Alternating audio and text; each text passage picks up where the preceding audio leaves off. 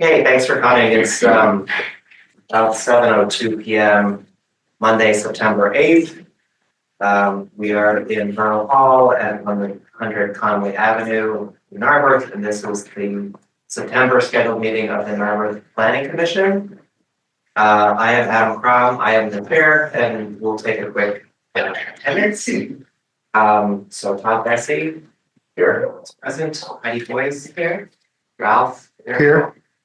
Aaron Graves Here. Jennifer Anacone Here. Brian Kinslow is, I think, excused this week. Well, he was going to join virtually. I'm not sure if he's. Yes, he's here. Brian, are you with us? I am here. Well, and then David Greenberg is our alternate. So we have a quorum, everyone's present. And the agendas are available in the corner of the room if you need one. We have the order of business tonight is we'll do our announcements and updates from the chair and the Montgomery County Planning Commission staff. Then we will entertain a motion to approve the minutes from last month's meeting. Then we will accept any brief public comments, no more than 3 minutes per person. If you have any general things you would like to bring to the attention of the commission as a courtesy. And then we have a guest speaker that we'd like to get to, Jason Duckworth, who is a developer who's built a few houses in the borough of Crest and has lived here or worked here. And so he has a presentation on some housing development case studies that may be useful for answering some questions from council and our work on development planning. And then we'll have our business discussion about our topics. I will explain how we've gotten a quote charge from Borough Council to work on some additional housing information topics and work more on the zoning code. Then we'll get a update on the zoning recodification from Todd Bressie, that's been working with the committee on recodifying this existing zoning code. Then we'll open for a final element of public comment, and then we'll entertain motions to adjourn. Okay, so for the chair's update, for SEPTA funding, you may have seen that SEPTA is going to restore their service to how it was a month ago. And they are working with PennDOT to essentially, it sounds like, shift capital funding to operating funding while they continue to work with Harrisburg on whether or not legislation will be passed for long-term funding. And as far as I know, the state still has not passed for much, but that's so the regional rail service is continued on the same schedule, and the bus service will be going back to its prior schedule. For Narberth, that means the 44 was, I believe, routed out of downtown. And so it will be routed back through downtown, some selected trips. In the long term, it still may be rerouted out of downtown to Montgomery Avenue, but for now, it's actually going to be restored exactly how it was. Hopefully we'll have any updates on the Montgomery Avenue Transportation Corridor Study. And then I will explain the email I got from Borough Council about their last committee meeting that took up the topic of transit-oriented development and zoning, and what they would ask us to look into. Are there any questions for me? If you're also I know there was some Facebook back and forth. We originally were going to have another developer presentation tonight. By the owner of the Rite Aid, former Rite Aid on Montgomery Avenue. That was stricken from the agenda at the last minute. So we're not planning to have that presentation tonight. It wasn't scheduled for any votes by the commission. It was an informational presentation. There are no other questions for me, then I will pass the mic to Adam Chance from Montgomery County Planning Commission. Thanks. Yeah, so just getting back from being away for the summer. But we've been working on zoning recodification. I know Todd's going to provide an update on that. We've been working with kind of a smaller group And he and I have been going through and updates, so making progress, there. Montgomery County Planning Commission is also going to be updating a parking map of downtown. So we're gonna work through that over the next month or two. And let's see. Oh, I'm also looking into kind of some affordability issues around housing. So looking into particularly missing middle housing types and how they can be incorporated in the code and regulations that would help support that. And that's mainly the update that I have for you today. Any questions? The parking map for downtown. Yes. Can you tell us a little bit more about that and what are the goals that were? Yeah, so it's really just the borough kind of put together kind of what they wanted to see, and we're just kind of making it pretty, but it's basically just something that will go up on parking meters to show you kind of like the different regulations, where you can park 2 hours, where there are lots, things like that. So it's not meant to support a study or anything like It is that? not, it is Okay. not, it's purely local. Are you participating in the Montgomery Avenue border study? We have not been involved heavily with that, or really much at all. I mean, every so often we get a couple of updates, but I haven't heard of anything recently. I'll check with my colleague that's working with Laura Marion. Because that is important, especially as we're finishing up the active transportation plan. Yeah, we're co-applicant, I think, or co-funding, so Yes, it'd be good to have a schedule for when there'll be participation. yeah, definitely. Question. Could you update us on the active transportation plan? Yeah, of course, of course. So we've been getting feedback from many different people, including Borough Council. We've been incorporating the feedback, and the goal is to have kind of like a final steering committee meeting this fall to show the final product. But it's coming together pretty nicely, and yeah, I think we're on track for that. Basically, what's incorporated are 3 different networks, kind of like a current network, proposed network, things that have already been proposed in plans. For example, the mainline greenway, and then what Montgomery County Planning Commission recommends adding on top of that to just make some certain connections, improve intersections, things like that. So we have 3 online maps that we've put a lot of work into, and then we also have an active transportation toolkit that covers traffic calming types of measures, pedestrian improvements, bicycle improvements, things that you could implement at some of these different places that we've identified. So there's definitely a draft. I can share a link to the draft, but it's not final, ready to go. Is it ready for the public to look at? It's not ready to go. So council's looking at it, public's not. So the public has provided feedback. We've definitely had a public information session previously. And then we'll have the steering committee look at it and the public to look at it from last time. I just like to know, I just tried to find it on the internet. Oh, it's definitely not on the internet. It's not publicly accessible. Yeah, but Google finds the link and you click on the link and that's what you get. However, if you click the letter Marion's, you get a full. Yes. I'm surprised there's even a link on, Why wouldn't there? because it hasn't gone You said- active yet. Yeah. Okay, that's- Yeah, but it doesn't actually link to the transportation plan. It's just talks about the process. Yeah. No, we should have something similar. Survey results, Yeah. survey results presentation. Yeah. Meeting materials, meeting notes. Mhm. So forth. So, Well, I look forward to having a public meeting to see the draft. Yes. Is there any plan for the greenway to be signed along the way? I've ridden it And I'm always referring back to my phone, which is probably not the right way to ride a bicycle. So are there going to be some signs along There there? is going to be signage.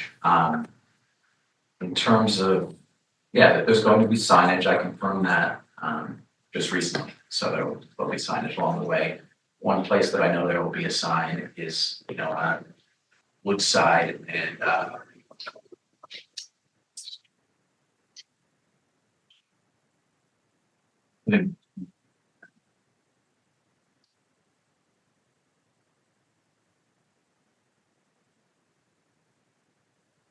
Anything else?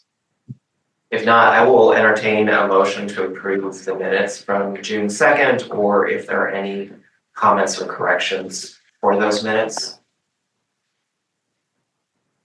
I'll motion. We have a motion, is there a second? Aaron, second. Second, okay.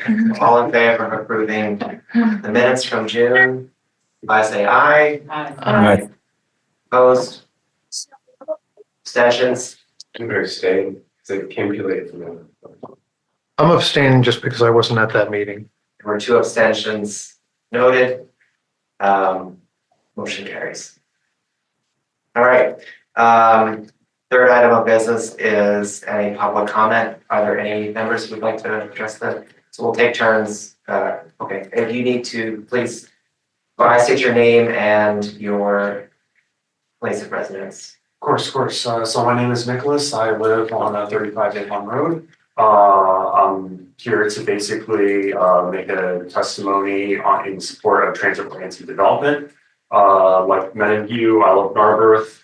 There's no other town like it. It's vibrant, walkable, has a strong sense of community. For years, one of the greatest perks has been living right next to the regional rail station to catch train into the city. Transit-oriented development builds on that perk by adding more housing near the train station and commercial center, exactly where people want to live, work, and shop.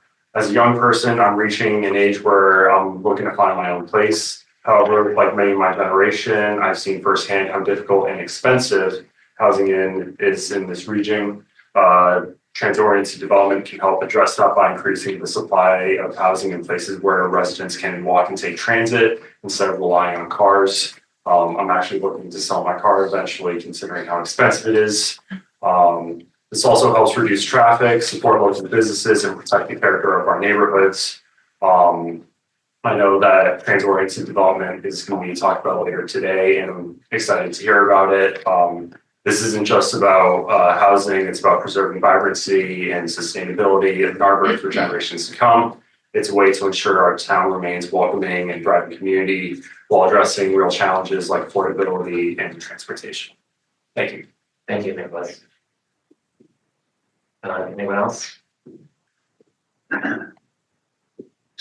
Hi, good evening. Adam Rosenzweig, representing 640 Montgomery Avenue, the former Rite Aid development.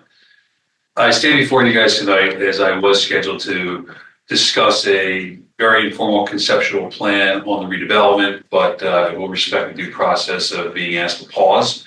But I will like to take this 3 minutes tonight just to lay out a few clear facts on the development and what we're thinking. As some of you in the room may know, I had the pleasure of working with you on Narberth Square. We worked, I think, collaboratively, proactively with the Planning Commission, the Shade Tree Commission, the Borough Council, and met individually with all of our neighbors on Shirley Road before the development, trying to incorporate as much public feedback as we could to deliver what we think are really high quality, really nice building with 25 units and 23,000 square feet of retail, as you guys now see on the corner there. We did have a conceptual plan that we met with some of the members of Planning Commission, Council, and Borough staff. Like last time, we solicited their feedback and made some changes to these plans to try to accommodate some of the things that would fit better into the community. The building today is 13,500 square feet. It's 30 some years old. It sits perpendicular to the street. We have engaged a retail leasing broker to try and release the building as it stands today. I think the environment has shifted over 30 years, and finding a tenant to backfill the entire space is going to be challenging, but we're working on it. And frankly, the idea of chopping it up into more small bays, in my opinion, is poor urban planning and poor urbanism. It's going to create vacancy, which we already still have one across the street, 2,400 square feet in our new building. It'll create churn, it'll create also difficult for loading and unloading and passenger experience or patron experience. So with that in mind, and with our plan, when we come back after meeting with people, we're going to have a few asks that we're going to make to the Planning Commission on the 5B text language. One is to allow a 4-story by right while still maintaining and respecting the 45-foot height level that exists today in the 5B code. This will create the same wall on Montgomery Avenue that the existing office building has today. 2, we would also ask for the ability set back from Montgomery Avenue to do a 5th story up to 56 feet. At the same time, as we approach Shirley, where the building would turn, we would drop that back down to the same height limitations today, 45 feet, respecting the shade, privacy, and overall coverage of our neighbors behind us. And then the third thing that we would like to talk and ask for is some relief on the requirement of mixed use to have all non-back of house first floor to be retail. As I mentioned before, planning a building without having a tenant in tow and chopping it up is just not an efficient use, and it's not economically viable to be left with small spaces in a building. We would like to activate the corner with size appropriate retail and hopefully one other retail tenant next to it. So overall, that's what our ask would be. I welcome the opportunity to schedule an informal meeting with the MPC. We will be reaching out to our neighbors on Shirley Road to meet with them and give them a preview of what it is that we're planning and solicit their feedback as well. And I ask that when we do come in front of you and everybody else, that we be judged by the merit of what we're doing to fit within the fabric of Narberth, within the zoning code, and within good urban planning, or suburban planning, should I say. And I thank you for listening, and I look forward to work through the due process with everybody. Thank you. Thank you, Adam. I just want to clarify too, we were scheduled to receive an informational presentation by Adam about their property. The borough website was updated this week to a new platform. So hopefully everyone will check it out, narberthpa.gov. But in the process of that, the Planning Commission agenda was not posted. And then there was an abundance of concern for making sure that there was plenty of notification for people for this meeting. That particular agenda item was removed, since it is, even though it's informational, is essentially tied to project planning. However, I think that, so we do appreciate you coming in anyway, and we can notice it for a future meeting, and it will allow us in this meeting to focus on the substance of the zoning code, which council's asked us to do, and hopefully make some, we'll see if we make any progress on the kinds of topics that you were just asking us to look at. And I appreciate that. And it's my objective and goal to work with you guys to contextualize the changes that you're making with a real project, right? Not a conceptual what if. We have a real tax parcel in the 5B district with sort of one-off type dimensions that not many other parcels, if any, have, that we can apply these potential changes to see what it would look like in real world. Yeah, I at least for me, speaking for myself, I'm gonna look forward to that discussion. So please consider, coming back to us if you can, with we can probably have that discussion. I know if we had it on the agenda tonight, that we probably would have had a very interesting discussion, because I think there would have been a lot of engagement on this topic. Because as you mentioned, you did have the phase 1 project at the Albrook site with the current building at the corner of Meeting House in Montgomery. So there's a lot to look at, but we do appreciate you coming in. Thank you. Can I ask a question? Sure. So I guess, I think we saw some preliminary drawings, that you were hoping to present. Is there a site plan in that group? There is. Okay. Yes, there is. And if I may, basically the existing footprint is 13,500. What we're proposing is 13,100 or 13,200. So it's basically the same, a little bit smaller, but instead of more of a rectangle, it's a little bit more narrow and a little bit longer. Okay, is there any other public comments? And if I seem like I'm rushing, it's, we do have a guest, which is, Jason Duckworth and, one of his colleagues from his firm. Mike Singh, How do you spell your last name? STANTON. Mike Stain. And we asked them, so I will read into the record the email from council with some questions about housing typologies and affordability. And I asked if Jason could come in. We had a presentation a year or two ago from Penrose on affordable housing and specifically tax credit financing and techniques like that.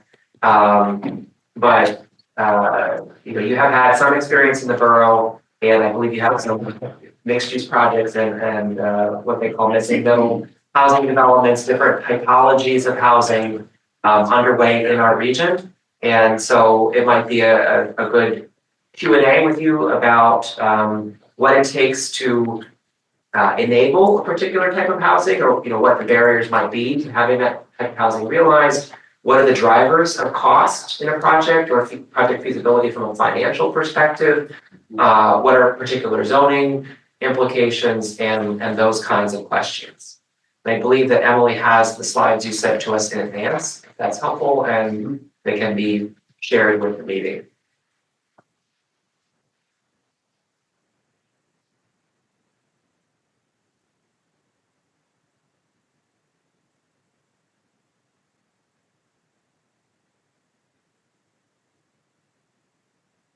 And I can see it on the meeting screen.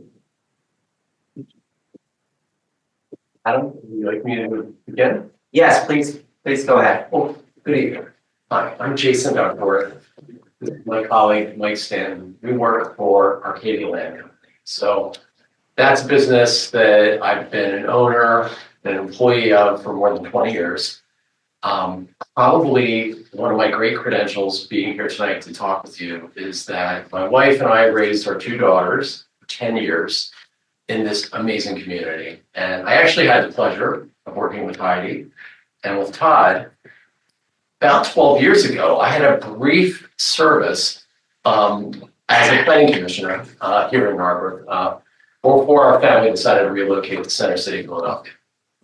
So our company, Arcadia, is responsible for the home on the left that you see on this slide, which is one of 4 of the Narberth Arbors, which was a small project that we did at the intersection of Sabine and North Linwood Road on a property formerly owned by the Sondheimer family.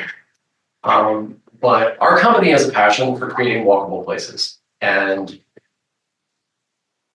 Narberth, I grew up in Havertown. And I always had Narberth envy because of July 4th and the walkability and the seeming independence that children in particular had in this community. It was very different than even just the other side of Montgomery Avenue or in some of the areas that I was more familiar with as a kid. When my kids were growing up here in Narberth, they would be completely puzzled by what it was that a real estate developer did. And the way I would describe it is that I'm in the business of creating new Narberths. And Mike's heard that line, everybody at Arcadia's heard that line, because I think it's really true that we aspire to create new places that have the design characteristics of this place that you already know and love. So we, as a tagline for our company, we try to create walkable neighborhoods that are in harmony with nature. And I'm going to take you through a few case examples of what we do. So I'll go to the next slide, Emily. Thank you. So first of all, we believe in walkability because we think it's a human imperative, it's an environmental imperative, but it also makes good business. There's a premium that all of you enjoy if you're homeowners here in Narberth, that walkable places tend to be more valuable. And Redfin's done analysis on this, other real estate analysts have done this. Obviously, there are very, very dense walkable places that have seen disinvestment, but by and large, particularly in the last several decades, households have demanded walkability and have given a premium for the higher walk score of a given home. So if you're familiar with walk score, I'm sure this planning commission lives and breathes, measures things by walk score, but it actually does translate and correlates with real estate value. So let's go to the next slide. So we had an example of this. We were involved with redevelopment of the west end of Media. This goes back about 7 to 10 years ago. And one of the two projects that we did in the west end of Media was called West End Walk. And the thing that was so interesting is that this was regularly described as the armpit of Media Borough. And Media, until that point, had really not seen new investment, new residential investment. You may know that, for a time, Media was trying to figure out how to compete with the Granite Run Mall, but Media was beginning to see this kind of incipient resurgence, and we saw a real opportunity. So we identified two very forlorn properties, and our project, it's a rendering of it in the upper left, intended to be responsive to the very eclectic kind of late 19th century, early 20th century architecture of Media. Now, 1 mile down the same road, Baltimore Pike, another developer built the project that you see there with the driveways out front and the vinyl siding, and it's a perfectly nice house on the inside. I don't want to be too critical of it, but that location wasn't walkable. Our walk score was 82. That walk score was 4, and that house sold for typically $100,000 less than what we were building, for a very comparable square footage. And the absorption rate of that project was much lower than what we had. People wanted to be in Media. They wanted to enjoy the 30 restaurants along State Street and the convenience to SEPTA. So why don't we go to the next slide? So typically what we find when we propose projects like this is that what we want to do is illegal. It runs afoul of zoning. Now, I was involved 100 years ago when we worked with Sean Metrick and Montgomery County Planning Commission to do the first, the first version of form-based zoning here in Narberth. So Narberth perhaps doesn't suffer from sort of conventional suburban zoning the way some places do, but this is a picture of a by right use in Doylestown Borough. Let's go to the next slide. This was the by right use in Media Borough that we ended up redeveloping later into an apartment building. So often we find that zoning is enshrining what we don't want, and it's made more difficult the things that we do want. Let's go to the next slide.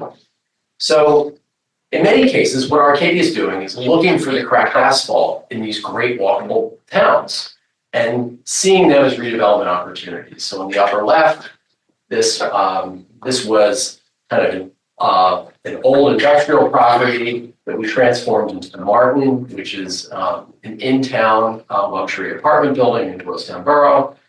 And in the lower left, this was what we routinely called the ugliest office building in Doylestown, which we turned into Clear Springs Court, which I'll tell you a little bit about in a second. Also in Doylestown, across the street. Next slide. So I thought I'd do a deeper dive on a couple case studies. So I already mentioned this project once, West End Walk. This property was kind of it included 3 or 4 different buildings, one of which was actually quite historic and important, the old Briggs Tavern. Adam, what if you can't I stood up? Please. Wonderful. All right. So the building that's identified here is 24 or 25. It's in fact the oldest extant building in Doylestown, in Media Borough. So we knew that had to be preserved. And on the property were some, relatively derelict industrial buildings, something that was used for car repair not that long ago. And it was a site that had actually a lot of industrial fill. Just people were basically pushing things off the back of the truck for generations on the site. So what we ended up doing though was coming up with a plan with several missing middle housing types, a series of twins, some townhomes. We have a combination of garage configurations, which I'll show you, but most of the project is alley-loaded garages. So we've recessed the garages behind the front facade. And then we ended up doing an adaptive reuse of the Briggs Tavern into 2 homes. And we rehabbed a pair of existing twins here on the west side of the project. This required massive zoning relief. And so we ended up putting in place an overlay district, working with the borough and its professional planning consultant. And These are just some of the ways in which this project ran afoul of zoning. The uses weren't permitted, the density was too high. The yard and setback requirements in the ordinance were then too large. As you can see, our buildings get quite close to the property edges. The separations between our buildings were deemed too small. We wanted to bring our buildings close the way that they had actually been done in media about 100 years ago, but were at that point not allowed under zoning. The parking requirements were too high. Our height was too, we were asking for too much height. And interestingly, the zoning ordinance required that all the homes have a street in front.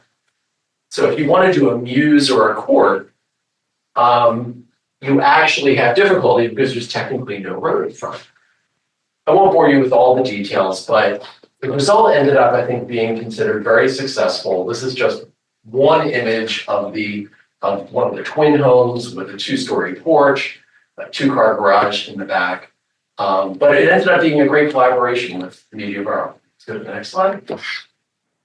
Sorry. So, And yeah. should we save our questions to the end? Maybe I'll try to save my questions to the end. So I can get into this if you would like. I can also skip over it.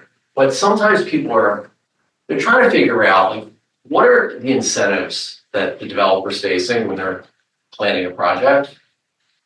This is the rough math on how this deal worked, okay? So the houses sold for on average about $575,000. It costs about $265,000 to do the bricks and sticks. The land was about $60,000 a lot, and the site work, $130,000. So these infill sites have very complicated infrastructure. Baltimore Pike, we have all kinds of unidentified utilities that we encountered and that we had to cleverly work around. But it's kind of an extraordinary thing when you think that half the money that nearly 50% of the money that was spent on the house went into the roads, the stormwater, the utility connections, right? So, which basically left a gross margin of $120,000. You have to pay for the realtors and your sales and marketing and overhead, you have some interest expense. So you end up with like a profit at the end of the day, only 10, 11%. So, take that over 23, 26 homes, it's a respectable deal, but it's not as though that this net income line is like 30% or 40%. That would be the rarest of deals that we've seen that achieve profit levels, much beyond that. But essentially, one of the things that we back into is what we can afford to pay for the land, because the customer is only going to pay so much for the house. And in media, we thought that the most the market could bear was $575,000. But it costs the same to build a house, whether it's Gladwin or it's Media Borough. The same dollars per square foot. Somebody can have fancier cabinets, fancier finishes, but it's pretty much the same to build the house. The site work is absolutely the same, right?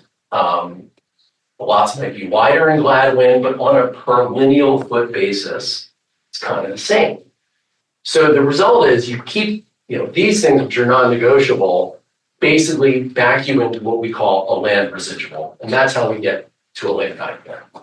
But it's probably enough on the land economics, I think, if that's okay. All right, well, keep going. So what I just said would apply to a very suburban, rural location. But when you think about an infill place like Narberth, there are some things which work to your advantage, and there's some things that work to your disadvantage. So I already commented on the fact that if you're building a smaller home that may not command as much of a price, the site cost might be very much the same as a much more expensive home in a more lower density situation, right? Infill, because of the history of these basins, can be difficult. You might have environmental contamination you're dealing with. You have utilities which are not identified, which offer you surprises as you're doing your excavation. The approval on soft costs, if you're entitling a 12-unit project, Or if you're entitling an 80-unit project, it's about the same amount of time. So your lawyers, your architects, it ends up becoming more of a fixed cost, which burdens the small project. And then land assemblage gets really hard because of its history, the land has been cut up, subdivided more and more. So getting to a site which creates critical mass is that much more difficult. But on the pro side, the reason we love these places like Media and Doylestown and Narberth is that the rents and the prices tend to be higher. People value the amenities like you have at the Narberth Playground or the SEPTA station. And we find that consumers will gladly give up the extra parking. They'll gladly give up the big yard because what they want is to know their neighbors. They want to be able to walk, here on Haverford Avenue and enjoy the retail amenities. So we can go to the next slide. So what ended up happening in Media was that we were able to control two different sites across the street from one another. The initial one was actually West End Flats. So this was the Charles A. Lindbergh automobile dealership and was in a really forlorn state. It was really only partially functioning as an automobile dealership, and there was a lot of temporary uses there. And then across the street was the West End Walk site, which we later were able to put under contract. But by controlling both sides of the street, we were able to work with the municipality to come up with a vision for improving the entire intersection, the entire area of town, for public benefit as well. And one of the things that ended up being very catalytic about it is that, so a little bit like Montgomery Avenue, people were sometimes driving too fast in that section of Baltimore Pike, and they wanted traffic calming. Particularly, they wanted a traffic light. They wanted us to narrow the cartway. They wanted us to introduce what we call the pork chop. And we began to develop this vision of what this new intersection should look like. Lo and behold, all these other entrepreneurs showed up. And it was like manna from heaven. So Loic Bernot shows up, and he does a deal with Paul Schlenker, who was a friend from whom we bought the West End Walk site. And Loic wants to do Sterling Pig Brew Pub. Because he's like, Media needs one, and this is a cool building, and I really like what you're talking about at the planning commission meeting. We hadn't even started. And he starts going about this very creative, adaptive reuse of this building. And then another young couple took over Marnie's ex-Exxon, which was this abandoned former Exxon, and began to turn it into Burlap Bourguignon, which is a high-quality coffee roastery, and they do live music. But it was just so satisfying is that we didn't have to be the only one with a good idea. Like other people started bombing on and bring what they did best to this intersection. So at the end of the day, there was like $1 million intersection improvement here. We did the West End Flats apartment, which is 162 rental apartments on 2 acres. West End Walk, which was 23 new homes and 3 renovated buildings on 1.96 acres. How many? So 23 plus 3, so a total of 26 on just shy of 2 acres. And then the road improvements, and then these other entrepreneurial ventures that basically just enrich the environment for everyone's benefit. So let's go to the next slide. We are actually under construction on a mixed income project now in Doylestown. This is our 3rd project in Doylestown. It is a 60-unit senior low income rental for seniors 62 plus. We're doing it in partnership with Penrose. Sounds like you've met with those good folks. And we're doing 18 very expensive townhouses right next door. So,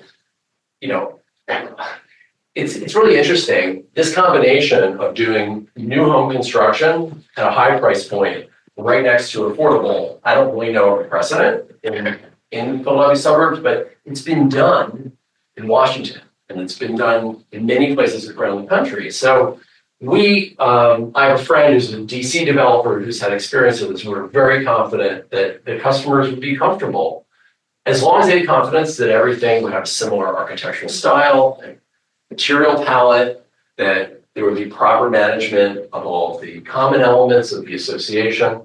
And so we're pretty excited. This works out to be 88 units on 3.8 acres. We've dedicated to Doylestown Borough. We're building them a fancy dog park. It's all alley loaded towns, 4-story, fancy elevator townhouses that'll be about $1 million.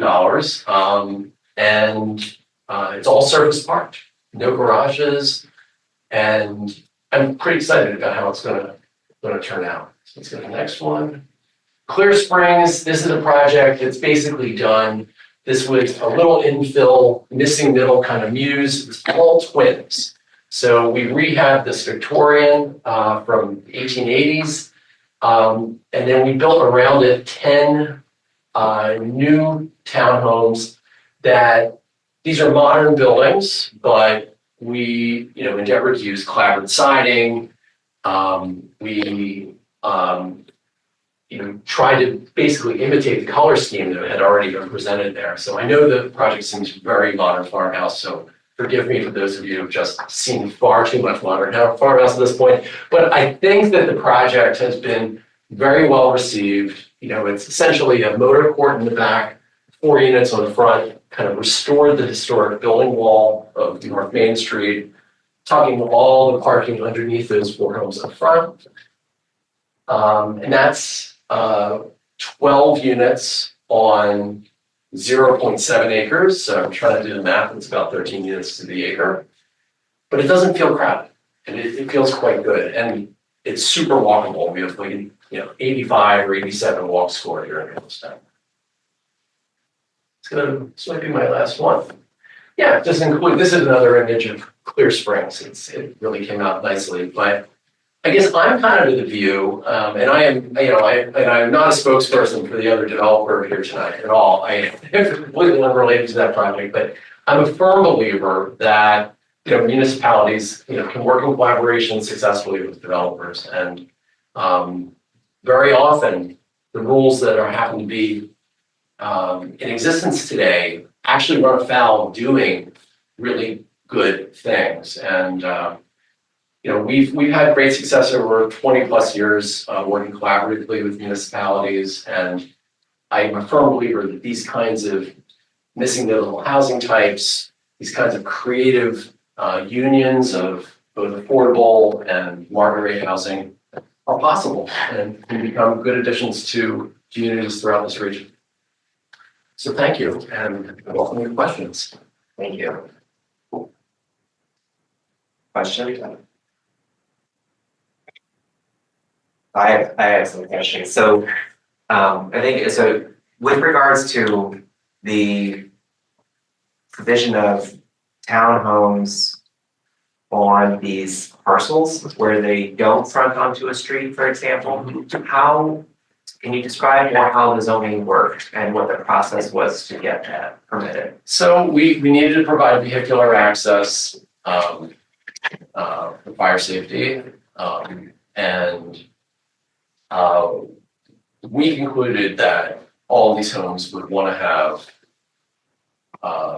convenient adjoining parking. So they have footprint deeds, footprint fee simple deeds. The zoning is basically written to not require a road frontage, provided that there's adequate access for emergency services. When you say footprint deed, do you mean literally that's the footprint of the house only? Yeah. And is there a common elements? Yes. Is your a shareholder in? That's right. So in West End Walk, there's 23 unit homes. Each of them roughly has a footprint of 22 feet wide by 40 feet deep. So that shows up on the site plan. So then the roads, the park areas, stormwater is all part of a common element that the homeowners association will then own and maintain in the future. So for the footprint fee simple deed, is there are the interest mortgage rates on those the same as say for there's no premium that is charged? It's not a condo, so no, it's treated like any other single family home here in Marlborough. And then does do people who purchase here have to put equity into the common space as well? Well, so when we set up the homeowners association, there's a series of assessments that are disclosed to a buyer of a home. So we have to prepare something called a public offering statement.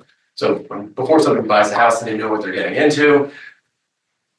So there's typically a single upfront fee, which is usually called a capital charge. So typically in our communities, it's between $1,000 and $2,000. And then there's a monthly assessment, which provides for all the maintenance. So generally snow removal and landscape maintenance. And I think maybe $200 a month at West End Walk. And so essentially, it sounds like you need the common space over to the condo association. But the condo association doesn't seek to recoup land costs from the people who are buying. No, so all essentially, we ascribe no land value to the common elements. Our business plan is satisfied by the 20, say in that project, 23 new homes. And then we gift, we transfer that land, that common element with all of its improvements to the homeowners association. And I don't want to get too into the weeds with this, but essentially we establish a business plan to prove that that HOA can be sustainable. So we have an engineer who calculates replacement costs for all the different items. We have a different professional who calculates the cost of managing snow removal and grass cutting, what have you. And that all goes into a formula because we're making a consumer disclosure. And so there's consumer protection laws. And so we have to basically set up an arrangement that's not going to end up being going to create problems for the homeowners in the future. So that's how it works. And so I don't think Narberth has many HOA associations. I know Narberth Park had kind of a proto association going back 100 plus years, but we found it to work very well, and there's well-established management companies for that in the region. Thanks for the presentation. Sure. For the senior housing, the mixed income with the townhome for sale, at 60% AMI, were you using LIHTC or other subsidies, or was the profit of the for sale offsetting? So a little of both. So the value of the land for the townhouses is about 8 times higher per unit than it is for the apartment. The Penrose has made an application for the low-income housing tax credits. 1 week from now, I'm hoping to get a very happy phone call. And but they're basic, so we are delivering to them a fully improved building pad. Okay. So what Arcadia mainly does, and again, I'm only trying to give you, just the overview, but we try to be a community developer. So we're looking at a community level. We generally are working with third parties on a vertical execution. So sometimes it's a joint venture, sometimes, as in the case with Penrose and Doylestown, we're selling them the fully approved lot, but they got to build it to look like the representations that we just made.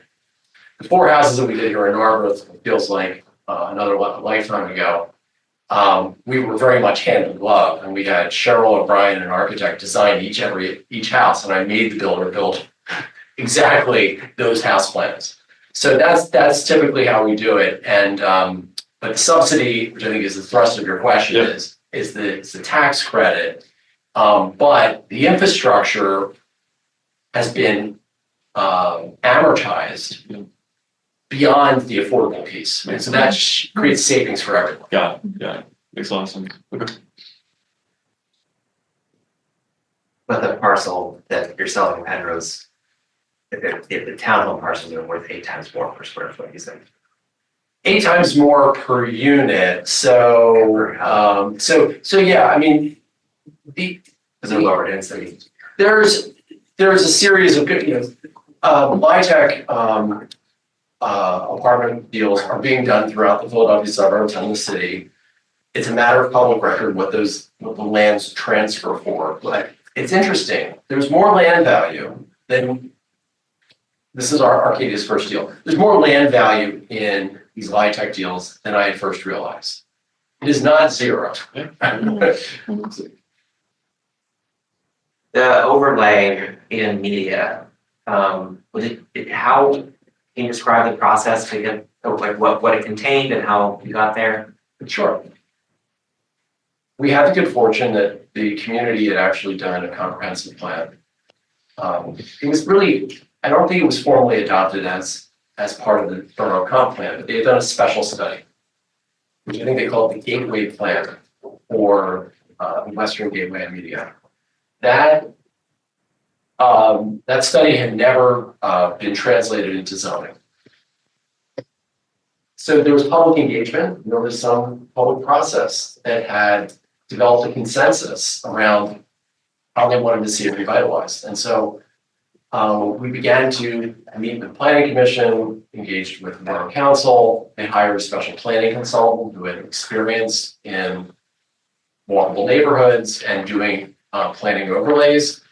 And it was a process probably much like what you've experienced on other projects here in the borough, where, you know, there was an initial draft prepared, it was back and forth, fine tuning and compromise and public input. And what it did was not to remove the underlying zoning. It created additional options through the overlay, subject to satisfying certain conditions. So we weren't going to be able to do it if we didn't make those major improvements to the roadway out front. We weren't going to be able to do it if we didn't agree to high design standards. So the municipality's planning code allows, you may have experience with this, Article 7A provides for something called traditional neighborhood development, and it's among the few tools that are available in municipalities to get into the business of design. And so, you know, the community was getting public improvements that developers paying for. The community was getting design guidelines which reduced the risk of a bad outcome from an aesthetic standpoint. And we, the developer, were getting dimensional relief, density bonuses, uses that weren't allowed before, you know, the whole summary that I showed.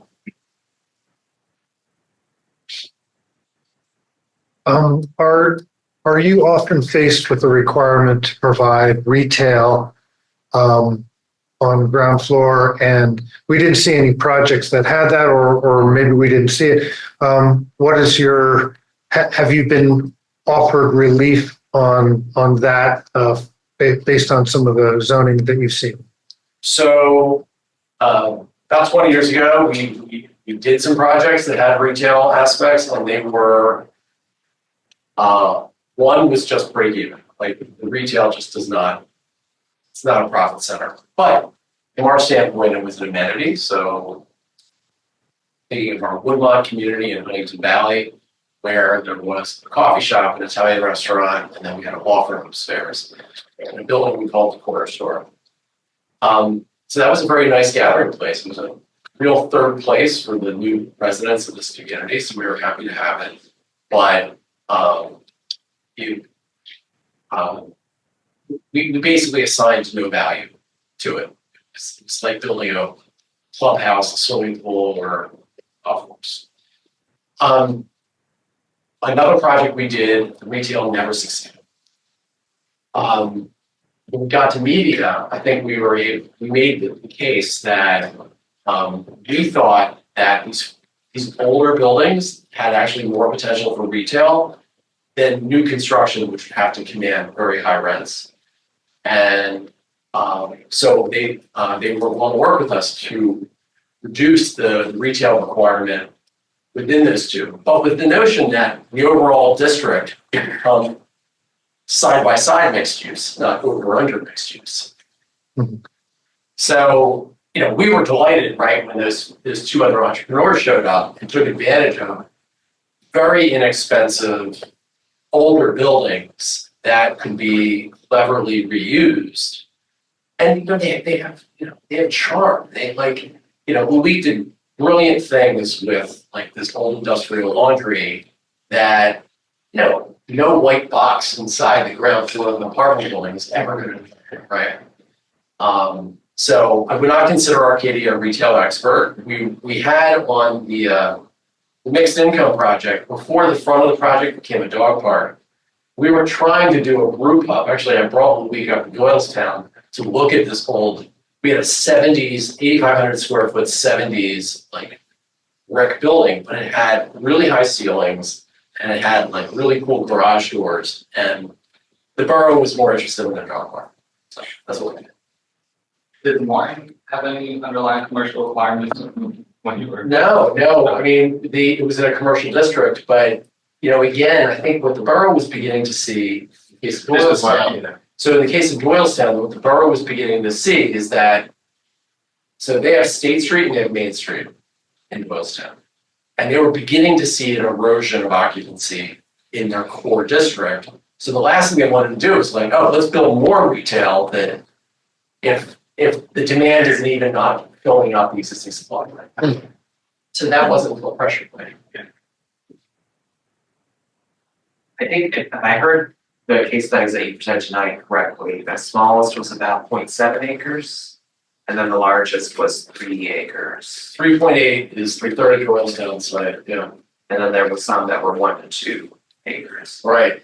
I mean, so I never allow anyone in our company, I mean, I feel like I've been invited by friends to like open the kimono, so I'm telling you some things that would not normally be part of a planning commission presentation, but 80 units to the acre is kind of a horrifying number.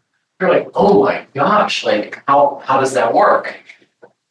Well, it works because you have 2 layers of parking and take advantage of steep topography that fell off along the pipe.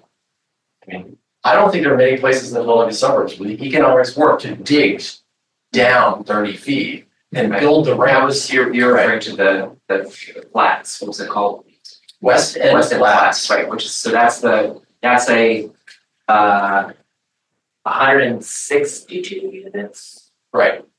Are they're apartments or They're rental apartments. Yeah, so 162 rental apartments in a 5-story building. 5-story building with 2 levels of partially daylit underground parking. Right, so sort of the parking is tucked into the hillside behind it as part of the overall building structure. So the topography is working with you, like you said, you didn't have to excavate an underground parking garage. You have an open air garage into the back of the building. That's right. But it's essentially an urban building up to 5 stories tall. And then that gets you 162 units on 2 acres. So 80 units to the acre, whereas the townhome developments are closer to 13 units to the acre to sometimes a little more. Yes, that's right. Yeah. I mean, I hope you enjoyed the case studies because I think we talk about what the Borough Council was interested in. There's a number of items, right? So the one is, how can we get potentially smaller housing units, but in, potentially in developments of more than one, right? And I think it was very important to hear the economic element of this, right? That the architecture and the site work and the land are all fixed costs in the development entitlement. And so if you build a very small house, you may, can you cover your costs, right? And what's your profit? Which is, I think, what maybe is pushing the market towards the much larger houses. And then the other element, though, is that, if you don't have a lot that with street frontage, how do we get multiple units arranged around driveways and walkways? And so the idea of these building footprint lots within an HOA to cover the driveways and walkways, but that was accomplished in Media with an overlay zoning district. And we also heard that the setbacks had to be reduced. And then how was it accomplished in Doylestown? So Doylestown prefers not to create zoning amendments. They prefer to go the route of zoning hearing board. So we had to demonstrate hardship, which they were agreeable to. So they essentially, CHB is almost like a PUD they granted you the. So we had site-specific relief through variances, and so they were able to see a rendering, they saw a specific plan, they knew exactly what they'd be getting, and there were certain conditions, things that we would do to traffic on a particular street or alleviate the existing stormwater problem, which was customary. So I'll say just from a developer standpoint, I think the zoning amendment route is preferable because it's a legislative process.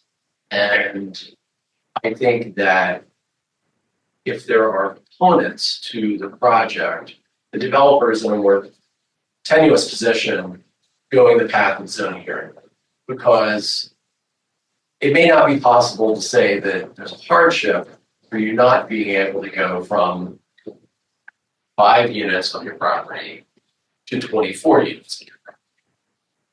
Right? So the zoning amendment route, I think, is always preferable, and it's a better process for public engagement. So in our community, we have if you're looking at lots, you can continue to go through some sort of development like this. They tend to be about 30,000 square feet, plus or minus, right? They tend to be like triangles, not real efficient. Maybe 1 or 2 acre. And so I guess I'm curious. I think all of the examples gave are slightly larger lots. So they are. I think the smallest we dealt with was Clear Springs lot. It was 30,000 square feet, almost exactly. And then we did a small apartment building in Doylestown called the Martin, which was 33,000 square feet. We got 59 apartments. So I was going to ask you is when you get down to these smaller, more complicated lots that aren't 100% efficient, like the one you showed us in Doylestown, is a tip to apartment buildings from use or motor car type housing, because you have to account for that land cost and inefficiencies of the site and so forth. Yeah. It's an interesting question. I'm not sure if I can give you, so much of it also is a function of the price expectations of the seller, right? The sellers. But this is the most valuable land. Right. And because so often that's what we're like trying to solve for. It's like, whoa, is there any deal here? And so what here's one of the wonderful things, but challenging things about redevelopment is that the properties in your community that are contributing the least, right, are the ones that are targeted for redevelopment, because they're either obsolete, given their current use, they're not making full advantage, they're not taking full advantage of the land that's available. But it's a building, it's an improvement. And so a regular landlord's like, well, I can look up all the comps, I can go hire a broker, I can go sell this building. This building has value. Why should I wait for you, developer, 3 years to go through a rezoning, land development, right? So that's always like the conundrum for us. So we have these impatient sellers in boroughs because they have a building and they think they should be able to sell the building. But then what we end up doing is approaching them saying, give us 3 years and we'll pay you much more than you think it's going to. And in return, we'll get the zoning that justifies that additional value. But it's a harder game because if you go out to the edge of the metro area, you go to ex-urban Chester County or northern Montgomery County, there's a farmer who's been farming forever. There's no improvement that has a value on that land. So they're usually more inclined to wait and get the best value. So what we face here is, we'll have a lot, someone will say, well, I have to sell this now, 3 houses. And I can sell each house for 1.5 million. Right. And so in the lots here. So why shouldn't I just do that? Right. That's where we're at. Or we may have some situations where ideally someone would assemble a parcel and then switch to land assembly and entitlement, it makes it complicated. So yeah. you would need the favorable zoning or feel. Right, we have really builders here who are, again, I think it's safe to the public, are sophisticated. And they know how to build one house, and they find lots to build that house, and they buy those lots to build that house. And they won't consider anything else because what they know is how to build that house. And why not just take the burden here? That's right. That's what we face. Do you have any comments on the Elm? Oh, so that used to be my office. I failed to mention our company was for a time at 114 Forest, and so Bob Kagan and Max Berger were my landlord. I mean, almost a 50-unit project. It's 56. Is it 56? Something like that. So it's very similar in size to the project that we did in Doylestown. I think that occupancy is very high. The rents are better than what Max and Bob were expecting there. There's only one parking space per unit. That to me was kind of the big question, right? Somebody who's renting a large, expensive 2-bedroom apartment, are they going to be satisfied with one parking space? They've cleared that hurdle. Now, is that second car somewhere else in the borough the way it's annoying people? I don't know. You would probably be a better judge of that. Well, I think we have data though on the Martin Doylestown 59-unit building. We have 90 parking spots. And quite frankly, like our biggest miss or whatever you want to call it from a financial standpoint was our parking. We had a ton of downsizers move into our apartment building. And so right now, I think we only have 65 to 70 occupied parking spaces, and all the rest are completely vacant. That's a very good point. So you kind of have this like middle ground of what's your demographic, and are they, and then the Martin Doylestown, the unit size, I think our average size is like 1,000, 1,100 square feet. So it's a much bigger apartment. I just to add context here, at our Norris Square, we have 25 apartment units. I believe they're all occupied, with one vacant. And we have 22 reserved spaces and then 120 shared. And I was just through there before I came here. All the retail's closed and there may be 20 cars in the lot. Right, like it's just, the parking demand ended up not being what I thought it would be. Right, it's just not there. Yeah. I mean, you know, and I saw a family get out of the car, a father with 2 kids. I know that there's couples, retirees, young professionals, and like I said, maybe 20 cars in the lot.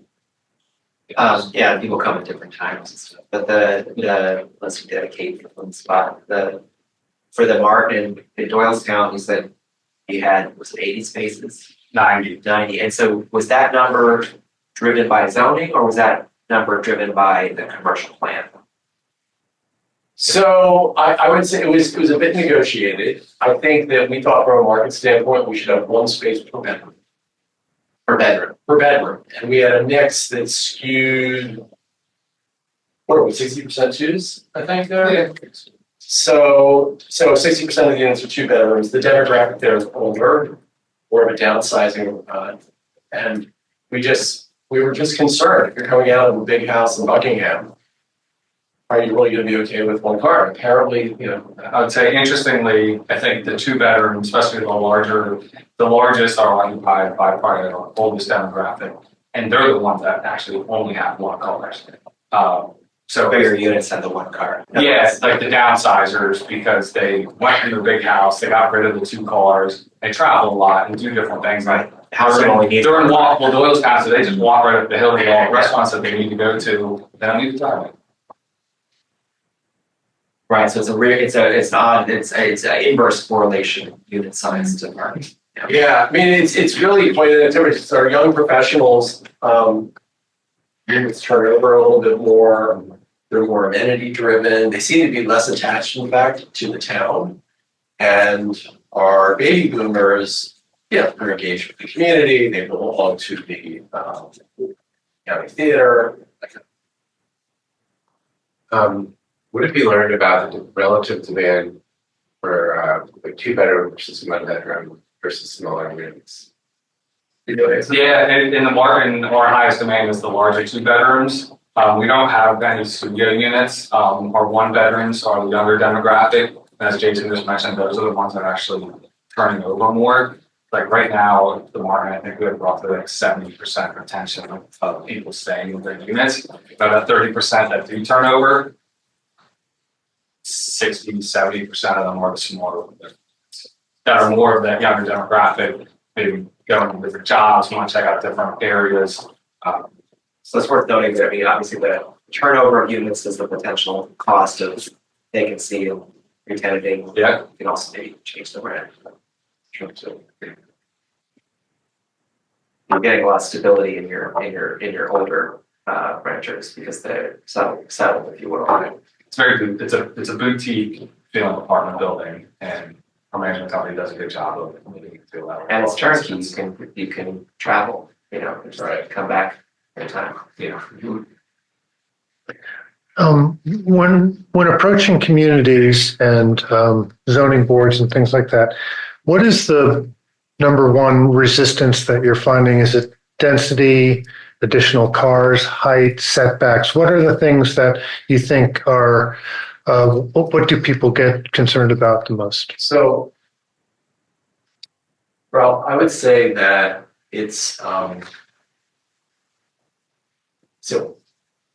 traffic and parking are probably one of the most common things you hear, but it's almost as if there is limited capacity in the community for change at a given period of time. So there was a window of opportunity in media because this was media after the Great Recession. I didn't see much investment. Remember, the Trader Joe's media had opened before the Great Recession. So media had done some really interesting economic development initiatives around State Street that all dated back to the early part of the aughts. Go through the Great Recession, there's some pressure on State Street. And I think people were seeing that these 401 properties at the center of town were not vibrant contributors to the community. And I think there was a consensus, maybe media needs something new. And we got both projects approved in a reasonable period of time. These other entrepreneurs joined in. The next developer who showed up with a similar project, there was a massive hue and cry because we had, only a month before that other developer's meeting, had topped out the fifth story on the West End Flags. And it was such a visual change. It was shocking. Now, I always tell the story of Gustave Eiffel, where, all the intellectuals in Paris in the late 19th century, Paris were saying Paris is ruined. But of course, it's the icon of the city today, right? So we have an overreaction, I think, to change. And so there's kind of a political ebb and flow that happens in some of these communities. I love Doylestown, but I think Doylestown is probably exhausted with us right now. We're down to 3 projects. And it's just, and there was another developer who did a project. And so I think there's a feeling of fatigue that has set in among folks. And so I think that's almost as much, there's so many communities I go to and they say that there's this terrible traffic problem they're facing. And you pull the PennDOT data and the traffic's actually been falling the last 10 years. Or they say our schools have no room, but I know this is not the case in Lower Merion. But a lot of school districts are shrinking, right? But there's a reflex that the schools can't handle new folks or more new kids, or the traffic is impossible, but it doesn't really stand up to reason. So how many of the complexes that you built are affordable? It's our first time. This new project that I just shared with you. We hadn't done it before, but the borough had some interest in it. And so we thought, let's learn and see if we can do it. And I'm very interested in it. When we say affordable, it's income restricted, right? You have to qualify for. That's right. That's right. And so who handles the distribution of those apartments or the rentals? So there's a management company who's going to, they have to run, it's might imagine it's a lot. We get calls almost every week, and we're actually not building a building. we direct those interest parties to Penrose.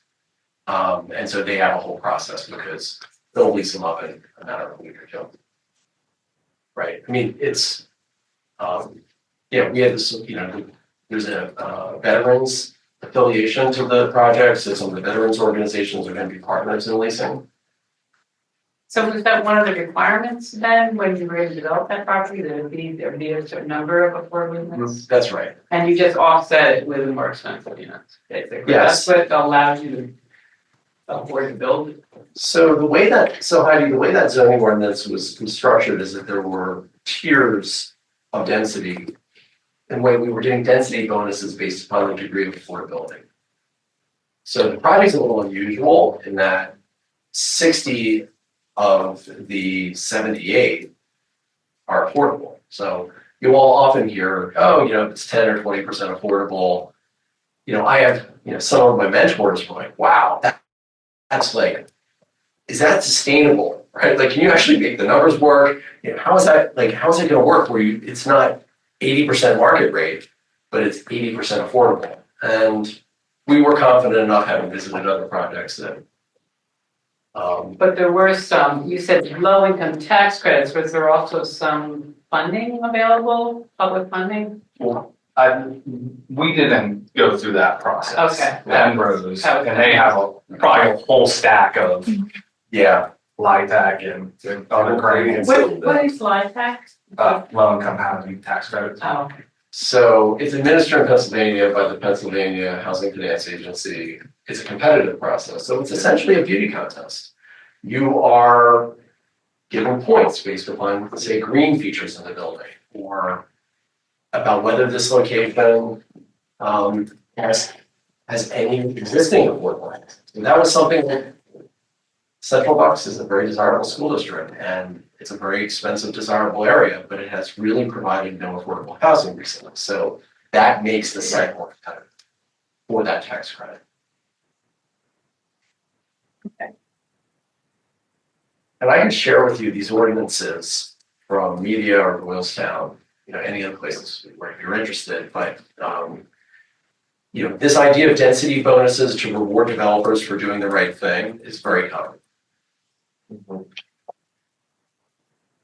Yeah, I think when you were talking about the Doylestown site, it's essentially, it's like a little mini master plan project, because it's for sale townhomes at $1 million each that are 4 floors, because it's parking on the ground floor.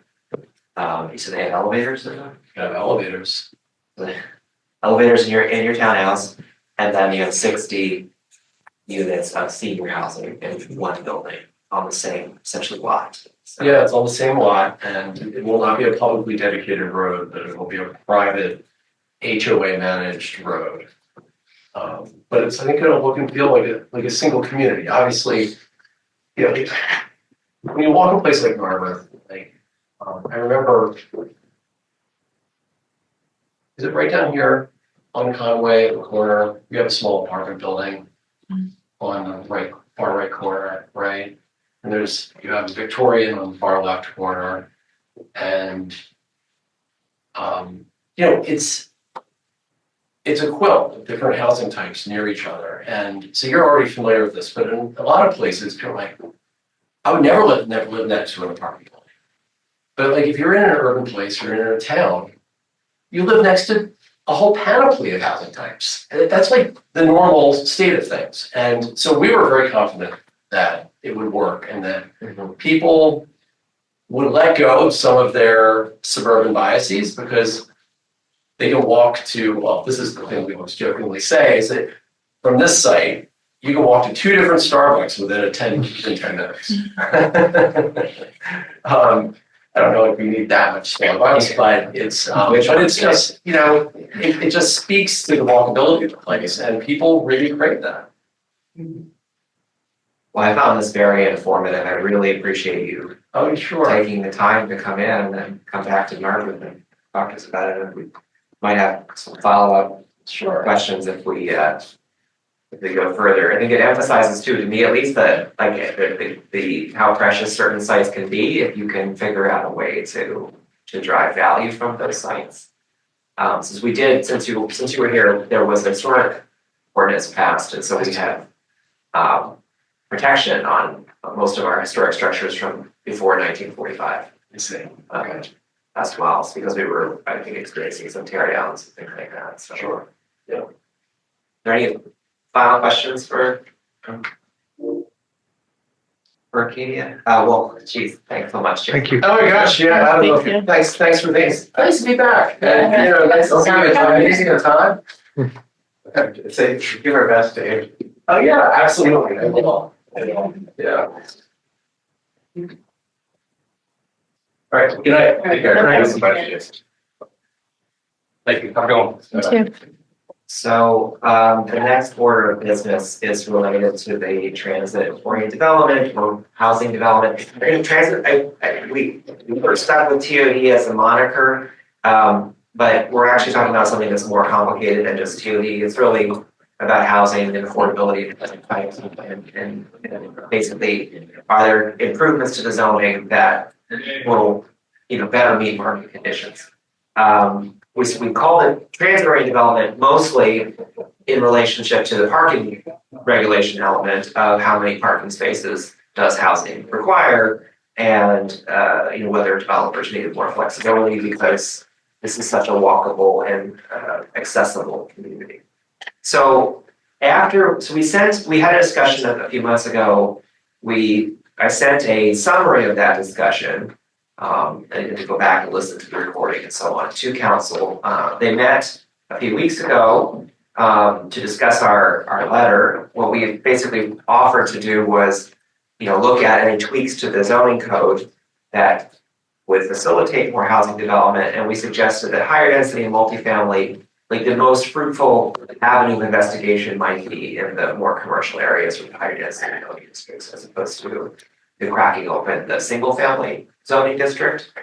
We could revisit that, but council had a lengthy discussion. They took a lot of public comment. A lot of the public comment was actually supportive of the initiative in general, and council president sent us back their charge.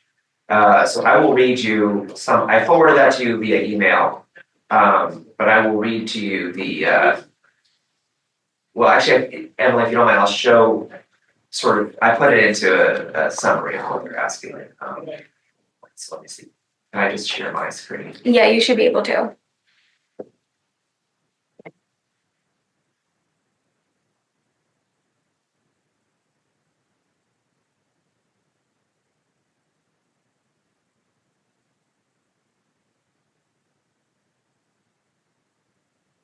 So this is essentially rephrasing the topics that they asked us to look at in a different order to try to help them be organized in a logical flow. So the first one is, should additional height and building stories for residential buildings be structured as a density bonus? So in other words, if the base zoning is 3 stories, should the 4-story be a bonus for some kind of condition, or 4 stories to 5 stories, same idea.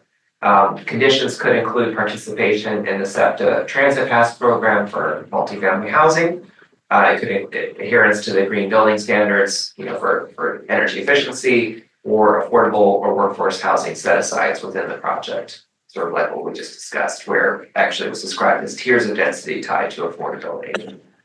Item 2, should the buildings on Montgomery Avenue be required to have commercial uses on the ground floor? Why or why not? Because we had sort of passed along whether we wanted to make apartment buildings as a by right use in the 5B district along Montgomery. You can build an apartment building on a lot with a historic building where you are conserving the historic building, but otherwise, I'm not sure that it allows apartment buildings. It allows mixed use of buildings on Montgomery Avenue. Item 3 was that council asked us to get as much external input as we can from partners or stakeholders. So DVRPC, the Regional Planning Commission, topic on transit-oriented development, from SEPTA, from Montgo 30% project, which is based on trying to achieve more affordable housing in Montgomery County, where 30%, the theory being that a household should not spend more than 30% of their income on housing, lest housing basically be unaffordable to them, is taking too much of their budget. And then the Narberth Business Association, since the goal of vitality of the community is a big part of the goals. Item 4, what specific barriers that are legal, economic, political, or structural have contributed to a lack of affordable housing in Lower Marion Township, which surrounds Starboard. And how can our design or adapt strategies more effectively to ensure any density that we do allow genuinely supports affordability, access, or long-term equity for residents. The idea being that Lower Marion doesn't seem to be making large amounts of progress on affordable housing. Number 5 is adding new market rate dwelling units likely to lower or increase the rents or sale prices within the borough for existing housing. So is there an effect on the market? Number 6, what are the current zoning limitations that restrict the development of quote missing middle housing in the community? So council members are interested in exploring changes to the definition of multifamily housing to better accommodate missing middle typologies. They also pointed out that many existing multifamily houses in the borough do not conform to the current requirement for a shared driveway. So they'd like to explore ways that our zoning code can better reflect the borough's existing housing stock and create opportunities for additional missing middle housing types. They asked Planning Commission to look again at the proposal for Muse or cottage court housing. A Muse is essentially small townhomes or row homes facing onto a court, like a driveway or a walkway court. It abuses essentially traditionally were rows of carriage houses that were turned into residences or stables turned into residences. And they asked the commission to consider where additional opportunities for these types of housing could be found in the borough for multifamily, including 3A and 3B zoning districts, because we talked all the way down to 4A, or I'm sorry, 4B. Number 7, as we consider changes to zoning that allow for increased density, how can we ensure that new development includes opportunities for individuals and families to build equity, such as through ownership models, such as co-ops, condos, or community land trusts? What zoning tools or incentives could be implemented to promote pathways to homeownership, particularly for first-time buyers, moderate income households, and those historically excluded from property ownership? And number 8, noting the challenges inherent in covering so many concepts, council requests that the Planning Commission, in coordination with the borough manager and the Montgomery County Planning Commission, propose a timeline for discussion of these items over the coming year and present that timeline to council in the next few months. I'm going to share a data document, So,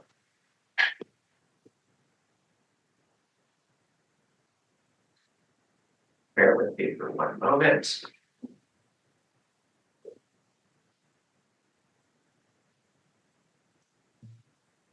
Can you make it bigger?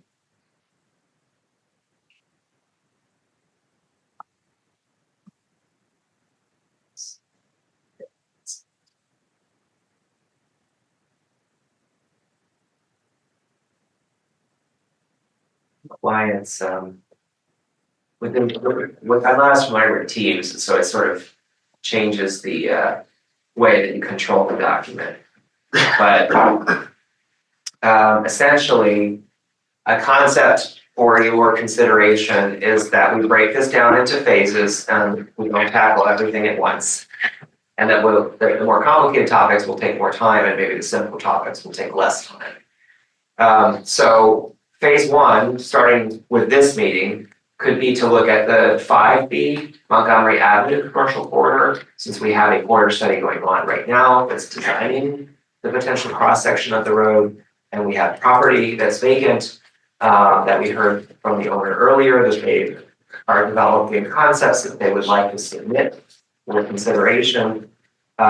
So it seems timely, and it also may not be that complicated because as we go through the issues, there may not be that much to change. And then phase 2 could be the 4A district, which is the collar around downtown on the map on the wall. That is the green district. So that does include the block of Elmwood facing the train station, as well as the fringes of the downtown zone. And reviewing the parameters of the zoning in that zone and what what would make it easier to build missing middle housing types or higher density or more affordable housing types. So that might take another 2 months in addition to any other business we're doing. And then phase three, December, January, possibly February, would be to work down to the next tier of zoning districts, which are 4B, and then 3C, 3B, 3A, which are the more of this, the yellow and the red and orange districts on the map. And I think that what we find is that in some ways, like, some of that zoning was done very broadly, and it may not be very fine-tuned grained, right? So the red already includes quasi cottage courts that exist in the zoning now, as well as large lot single home development and so on, and even restaurants and commercial buildings on Montgomery Avenue that are zoned that way. So I guess at this point, my suggestion is that tonight we focus on the Montgomery Avenue zoning district and the specific topics related to housing in that district, including being informed by some of the discussion that we just had. And then we focus next around downtown and then widen out from there. But I'm interested to hear from the commission on your thoughts on council's charge to us and how we can go about those topics.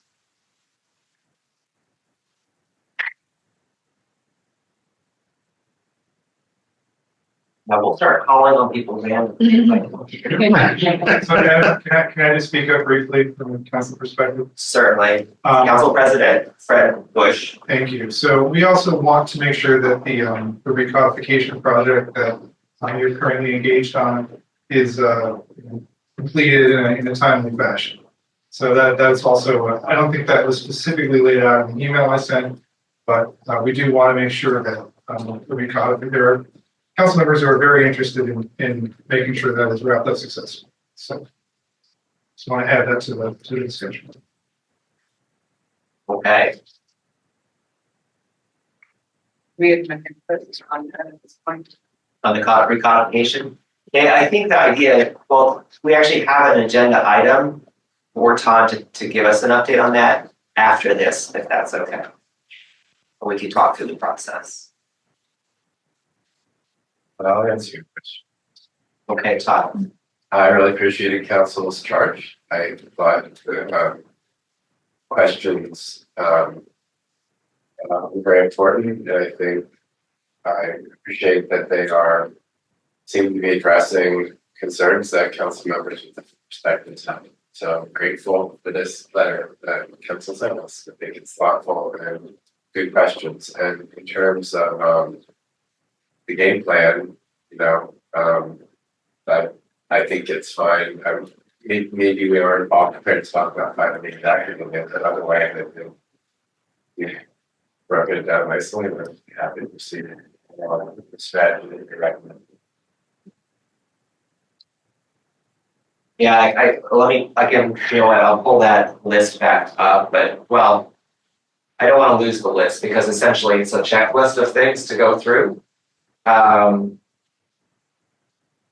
know, maybe I can show a little bit of same.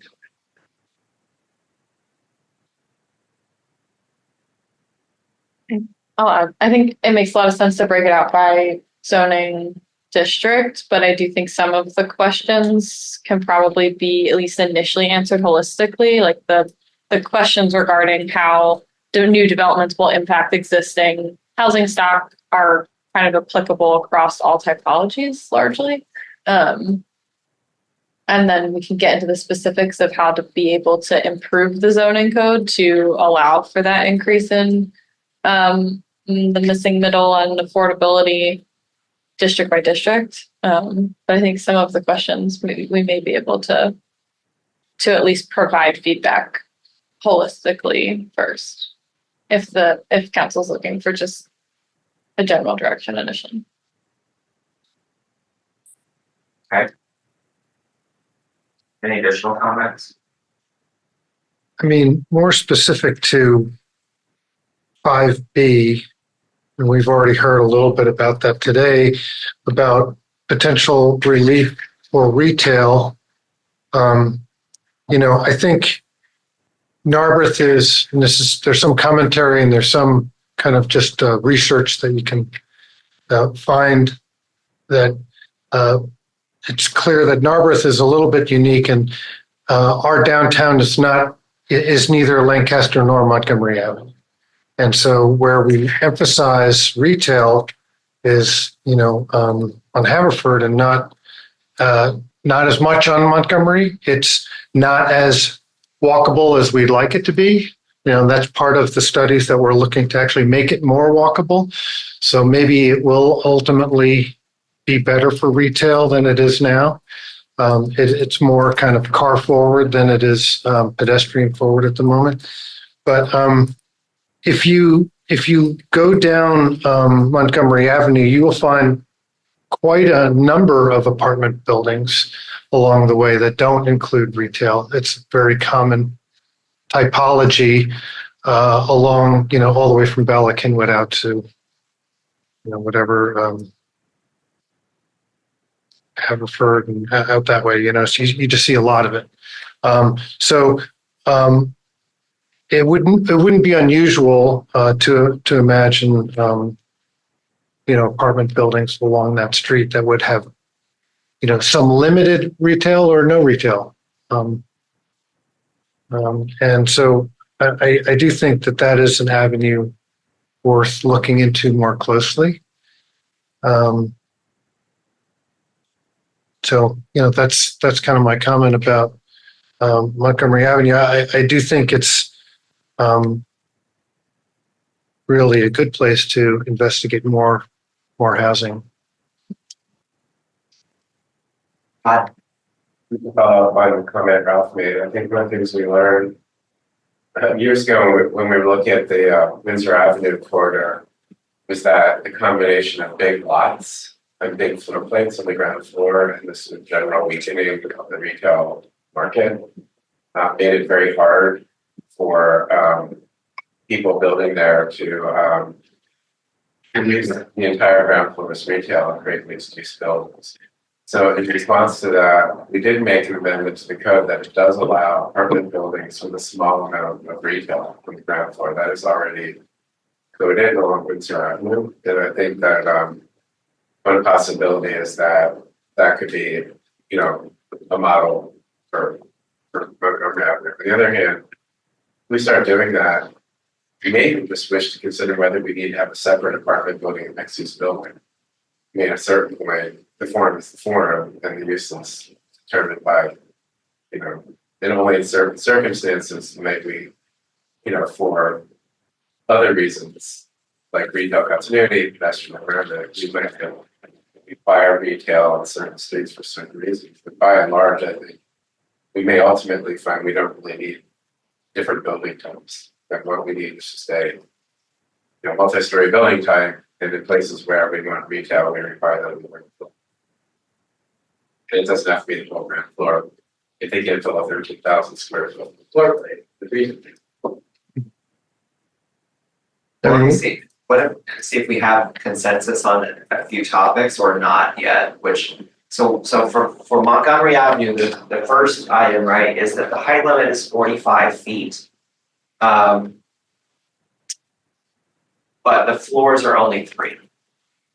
But the apartment provision, for like either conditional use or if you have a historic building, specifically mentions a 4-story apartment building. So it seems that the intent of zoning, the base zoning, is more of a 4-story building format. The current Metropolitan Square building or Narberth Square building at Meeting House Lane and Montgomery Avenue is 45 feet tall from the parking lot. So that's within the zoning. It's 3 floors with then essentially an attic loft in the apartments. So it's essentially a 4-story building. So do we have a consensus to basically recommend that the 45-foot height limit would allow 4 floors, not 3? Or does anyone feel different? No. Yeah.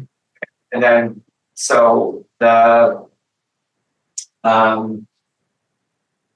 as far as going above 4 floors, I guess there's a couple of items, right? So that's not currently allowed by the zoning.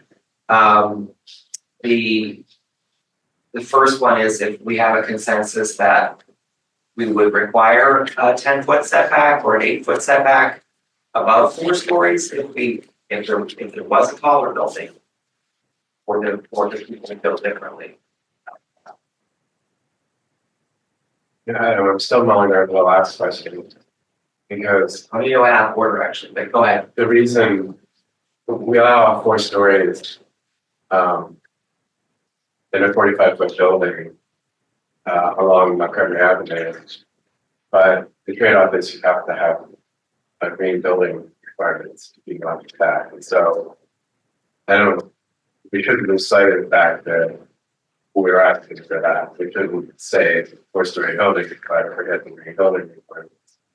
I mean, it may be possible figuring them differently, how it works, but I think that there is something to get from that actually. So technical question though, the height limit for base zoning, is that tied to green building or is that just a by right height limit? I think that by height limit is by right stories. Yeah, I don't think that 4th story is mentioned anywhere except the conditional use for a story. Correct. Right. I think that's just a condition of the conditional use. That's a condition, yeah. The green building is part of the conditional, since it's structured as a conditional use, that doesn't have a condition. Personally, I thought the reason that was written was more to allow a straight apartment building process, since it is about to move away from mixed use zoning, but you have a different opinion. It was written to provide a tool for preservation. First of all, Yes, understood. you know, when we created the preservation ordinance, we made it more difficult for people with properties like that to maximize their value. So that conditional use is one of several tools we have for people with buildings like that to realize value from their property. And so, however, the condition is 1, you preserve the building. Number 2, you include green energy. So from an urban design point of view, I think we'd all agree 4 stories is fine. It makes no difference. It's a 4-story building. I think we all believe the carrying capacity of the streets and the infrastructure is going. It's just that I wouldn't want to lose the green building requirements. Say, oh, well, we'll just let 4-story buildings occur and we'll forget about the green building requirements, which in the past felt more important. How would commissioners feel if we tied the density, if you will, to tiers as was described, where if you could build more units, but you needed to do green building or other criteria? And you don't have to have bonus be conditional use process. That's what you make factor out. Right, it's criteria. Right. So is anyone opposed to a 5th story tied to criteria? So I think you'd have to look at it in context of where it's going to be built and what you can see from where. And so, following a normal process where you would do renderings of the facility from different locations and know what you're going to see, I think would be, a kind of condition that everyone would want to be able to see in a public hearing and say, okay, I live on Shirley Circle. What am I going to see from that building? Are the sight lines from my backyard or from my street going to see the top of that building or not? And there are going to be sites where you won't see it. And then there might be sites, different property somewhere else on Montgomery Avenue where it would be a little bit more obvious. So I do think it's on a case-by-case basis where you would look at the height and how it affects current conditions for residents. But how can zoning do that? I don't think it can. I think that there are instances where you really do have to look at it on a site-by-site basis.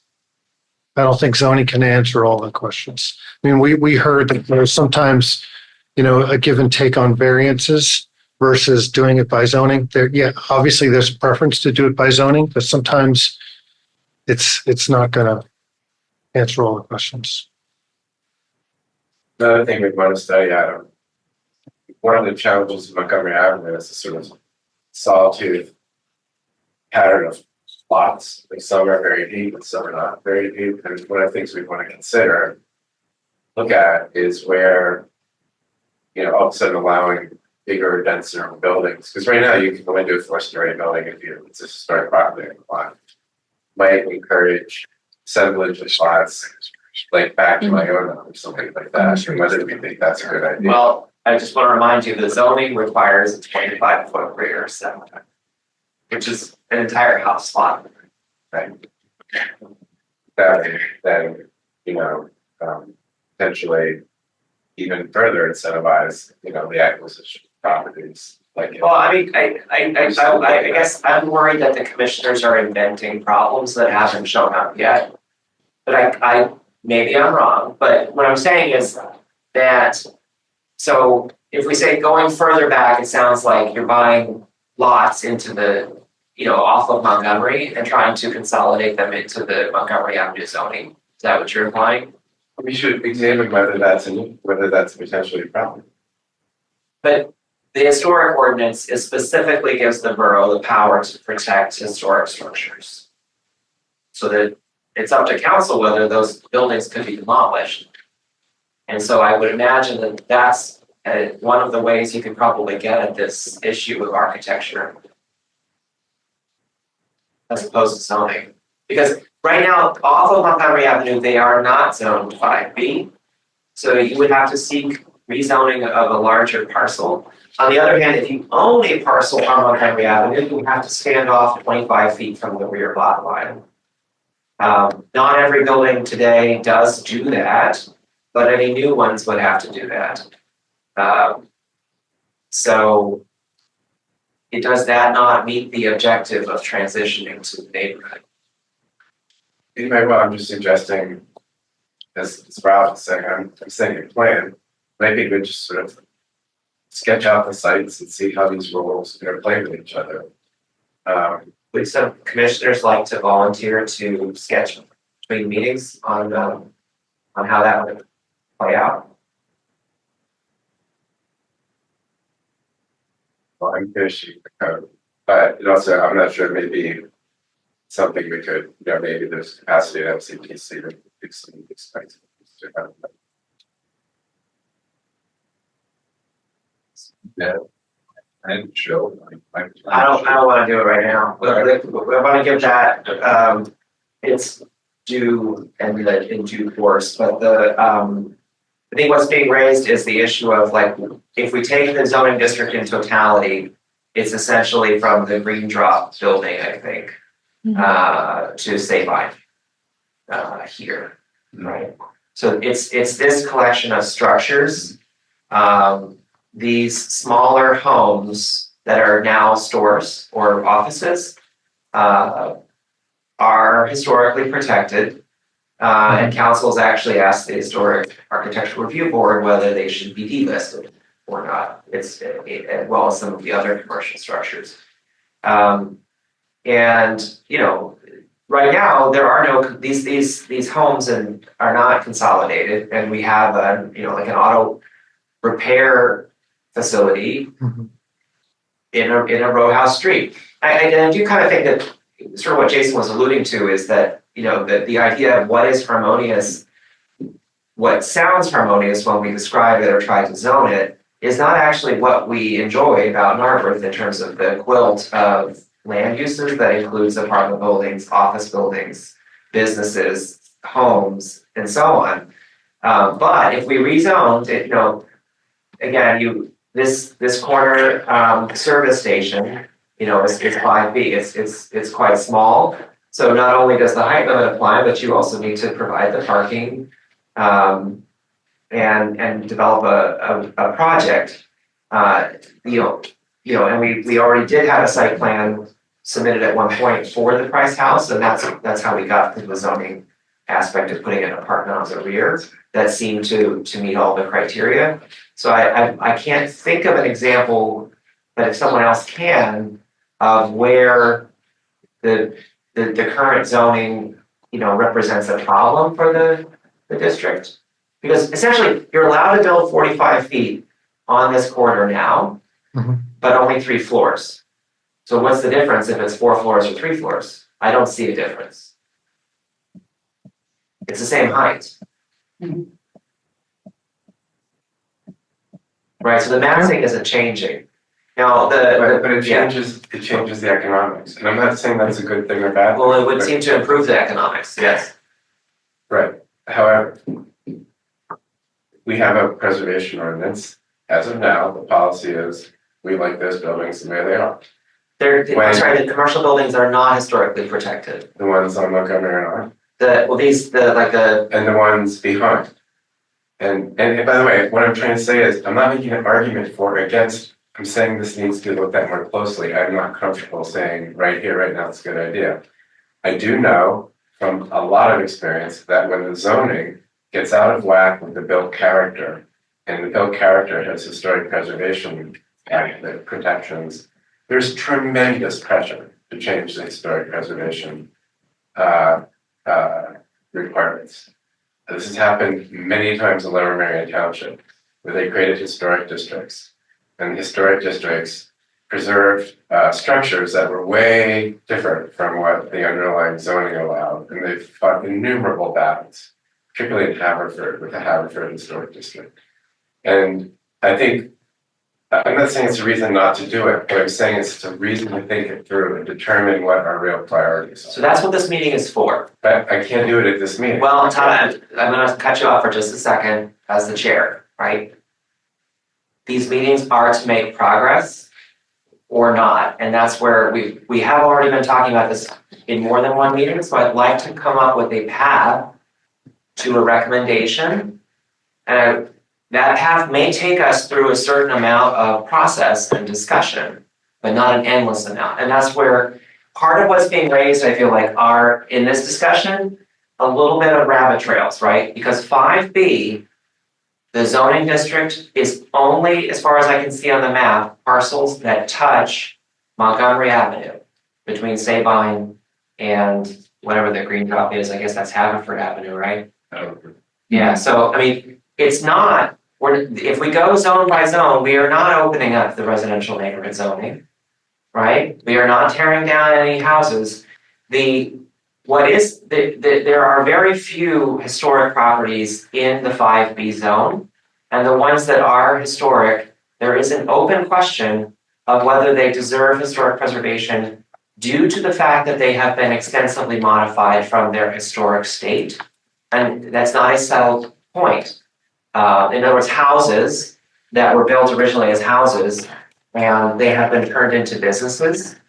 And that may be fine, and they may stay that way indefinitely, but they don't necessarily represent a historic house anymore, right? So it isn't, when we talk about 5B and the implications of the base zoning, it's already zoned for commercial, mixed use buildings, 45 feet high, set back from the rear lot line by 25 feet. And that was all designed specifically to address the points I think that you're raising. They've already been addressed. I think you're talking in circles. What I'm trying to say is, when you change the allowable development from 3 stories to 4, you change the math of the land values. And what could potentially happen is people could say, well, especially on lots that aren't that deep, well, in order to do this, I want to build my building, but I have to acquire the lot behind. But it won't be zoned, you would have to go through the It's a salvage. split lot. Yeah, you'd have to go, well, That's you would have to have an improved lot consolidation. That's correct. And so people will ask for that potentially. But that's in other words, there's a public process for that. But we don't have to advance, we don't have to come up with a hypothetical. There's already a process to deal with lot consolidation should that ever occur. And you think the answer will be no? What, lot consolidation? Yeah. I think that personally, the most likely outcome is a collaborative, if that were to, first of all, I do not suspect that's going to be very likely, but I could be wrong. Because again, like it's already zoned for 45 feet, so point taken, if we say within 45 feet, you can get more program, right? We haven't changed anything else. Will this open the floodgates to interest in these parcels, right? I don't expect that to occur.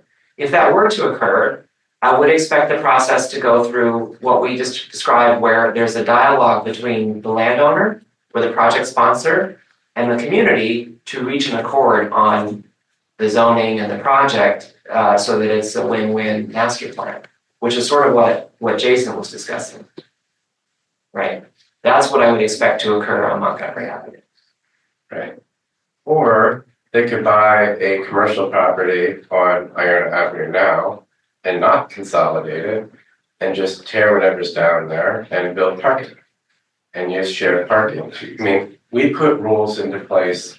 You can't tear down a historic building without a certificate. It may not be a historic building, or maybe, I mean, again, when the math changes, when there's more money on the table, there's more pressure on council. Todd, respectfully, I think you're trying to scare people that there's going to be a lot of tear downs of buildings for parking lots, when what we're trying to discuss is actually creating housing, which will require development to occur if we want new housing, and the barriers that may exist. So one of the barriers that exists is that the housing finance is tenuous, is I think part of what we heard from the developer, right? The land value is residual to the project. You have to pay for all those costs. And probably as the density goes up, the ability to pay for the project is more feasible. So you're right, like adding a floor may be the difference between whether a project is feasible or not, and it still may not be feasible. But the issue right now is that, right, like I thought we were trying to discuss what would enable housing development. And you could build an office building too. The zoning allows offices, not just housing, but in that form factor. But some of it. Well, I don't feel like what I'm saying is necessarily opposed to trying to figure out how to upgrade a building. What I'm trying to say is, if we're going to allow one or potentially two, because we haven't gotten to the part where we're talking about bonuses yet, more stories of development from what is now 3, it's going to change the economics. And we ought to look at how that might impact buildings in the adjacent zone that may be a threat because of the potential consolidation. And we may decide it's a good thing, and let's put some rules around how that can happen. So I think we did this when we did. What I'd like to do is address your point, then, since you are trying to broaden the conversation. So let's look at it, okay? The 5B zoning is a set of parcels, and what you're sort of implying is, let's look beyond those parcels to the immediately parcels behind them, under the theory that someone will want to consolidate projects. Because you cannot, as far as I know in the zoning, you correct me, are you allowed to build a parking lot in the residential zoning area just by itself? I think it's a matter of interpretation. Parking is not allowed as it's not called out as a primary use. However, as we know in Pennsylvania, when things are ambiguous, tie goes to the developer. And so, for example, when we upzoned on Windsor Avenue, we put in place rules that would prevent people from purchasing properties on Dudley or Essex and consolidating them into lots that would allow for the 5A district to bleed into the 4A. Now, that may or may not be a good idea. We may decide, you know what, it's a good thing to allow that expansion. That's fine. I just think it should be done thoughtfully and not just sort of as a byproduct that's dealt with on a case-by-case basis. So 2 issues that you've raised. The first one is just to make sure that the zoning might need to be tightened up to clarify that a parking lot is not an appropriate use in the residential zoning districts. If that is truly ambiguous, then that can be clarified. And then the second is again, lot consolidation, where you're trying to expand the 5B zoning district from an applicant's point of view to draw more land into that zoning district. And where that is physically feasible is mostly, again, it would require council's permission to tear down any of the historic buildings. It's a legislative process for the most part. But I personally think this is, I don't see it, but I could be wrong. You would have to assemble from different owners, multiple pieces of land, and then apply for a consolidation to get, but hypothetically, if we ran with that, which I do not think is likely, if we can look at where that, kind of occurs, right? So, and I don't want to scare people about, this is not actually a discussion that's being had. So, this is an example of those historic properties. The council actually is asked if they should be delisted. And is this Iona? Right, so at Iona, right? So if you were to, the properties facing Montgomery and 5B here are these are 5B, but behind is, Those are 5B also. but No, that's not. the blue is for First three, 4B. first two are 5B, first three are. Yeah, There are 2 buildings on Iona that are 5B. if you acquired the different lots, potentially from different people, 1, 2, 3 are 5B, these are 5B. in reality, like you could, what you would aim for, honestly, is to try to do this, all of this, right, to get a large parcel potentially, because that gets to sort of that idea of, can I get a 2 or 3 acre parcel together? If I had a 2 or 3 acre parcel together, that puts us right into that Acadia land development type of hypothetical of, could I do, like, what are my options with that land? If we're talking housing, right? I could do my townhome courts, if they're, they could all just be townhomes facing onto Iona, except that 5B does not allow townhomes. Okay, 5B only allows like this mixed use format. So again, like if you were to assemble a parcel, I'm not seeing the negative impact. The 5B makes you basically buffer by 25 feet, plus I think there's landscaping sort of issues. And then the 5B is a commercial zoning, primarily, or mixed use. And, in some ways, the issue would be that the more appropriate approach might be that sort of overlay approach of, if you wanted to do a cottage court or a muse or townhomes, you needed to maybe be 4, is it 4A or 4B? Which is the blue again? Is that 4B? 4B. 4B might be more appropriate for townhomes, but we still would need to relax it if you wanted to have them off of walkways instead of the street, or go to this sort of fee simple house lot approach that you described. Like I don't think that we're set up for that. So you would need an overlay zone to accomplish that, but I'm not seeing the like any real threat from the Montgomery Avenue parcels. But I mean, can you find one that you're worried about? That I'm specifically worried about? Well, I mean, the area you were just talking about, and I'm not even that worried. It may in fact be a good idea for that to happen. But I don't think it should just happen without us having thought about how we will handle a situation where somebody tries to assemble lots on Montgomery Avenue with lots behind Montgomery Avenue. Do we have the tools in place to manage that? That's all I'm saying. And it may be, in fact, from a policy point of view, that's exactly what we'd like to see. We'd like to see bigger lots so things like that can happen. I mean, that's the problem with Montgomery Avenue, it's the lot. But if that is what we would like, I think we need to think about how that gets managed. Don't we have the tools to manage it? I don't know. I can't answer tonight. Is what I'm saying. Let's ask Adam to look into it and come back next month and talk about it. Okay, well, I can ask Adam to look into it because we have the SALDO, we have the historic preservation ordinance, and we have the base zoning. I mean,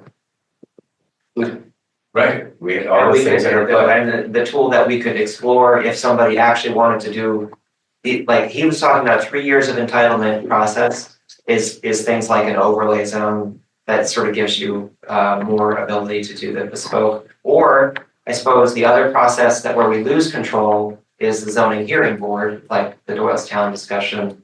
But I think that we actually do have the process. And the 5B zone, to me, it's like even if you were to expand it, which is not what we're discussing doing, It's already, the 5B zone was designed to be a compatible interface between Montgomery Avenue mixed use and backing residential districts. So by definition, the 5B zone form-based code is already compatible with its contiguous land uses. So we do have the tools. The things you were about, are you talking about like specifically like the Price House on Meeting House Lane? It's like that 1803 house, well, that's right on that kind of triangle spot, that's. Well, see that, but the Price House is exactly my point, right? Like a developer came in and there was a collaborative process. How do we get to an economically viable use of that parcel? This is the Price House, the oldest building in the borough. So, you know, the Conservancy is very concerned about it. And the idea was that we now do allow an apartment building on a parcel like that. You know, I think it is still set off from the adjacent property. And, you know, meets all of the parking requirements and so on, and the driveway requirements. But there was, in fact, a process exactly to deal with that, and the borough did make a zoning accommodation for that type of scenario. And That's a good example. it's a good example. It works. Yeah, it works. And that was happening with the zoning as it is today. I feel like what you know, this building across the street, this is the Albrecht's site that is now Metropolitan Square or Narberth Square. It's a 45-foot high building. It's extremely compatible, in my opinion, with Montgomery Avenue. It has several new businesses that were located there. You know, a food outlet, and so on. And it is essentially 4 floors, but in a sort of awkward way. So that's where I'm not seeing the like fundamentally that the discussion here is changing what the zoning does. It's more of a cleanup to try to actually make projects that would be valuable, right? That would be like meeting our objectives. Right.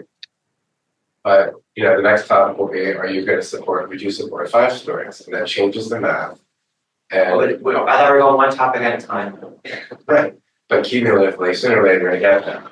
So it changes the math, and I think it's just important to consider how that plays out in terms of Precious Carlotta assemblage and what we would like about that and what we wouldn't like about that. Has anyone assembled any lots in Narberth recently? I'm not saying I'm truly curious, like. I don't know, but we don't allow 5-story buildings right now. Why are we bringing up 5-story buildings when we're talking about 4-story buildings in the base zone? We could go one thing at a time. So I mean, this is a 4-story building, essentially, but it's backdooring it. It's 45 feet, that complies with the zoning. So Todd, if I understand the argument you're making, you're saying if we say that you can build a 4-story building within the existing zoning envelope, which is already occurring, that it will make the parcels more attractive, which will bring the developers to the borough and sort of that we would be expecting development pressure on Montgomery Avenue, which would be great, which would be a success problem in the sense that that's not happening right now, right? But because 5 stories is on this list somewhere, that's why I'm bringing it up. And again, it's not, I'm not saying this because I'm afraid of it happening. I'm saying it because I think it just requires more consideration. I personally am prepared to do it tonight. All right, does anyone else, what else do we need to consider about it?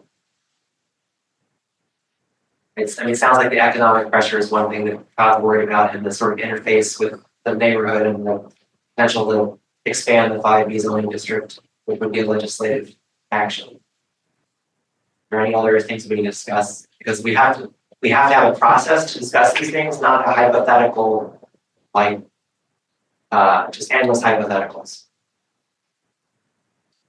Well, I think what's interesting about what Jason was saying was that they would come up with a plan. They came up with something to present.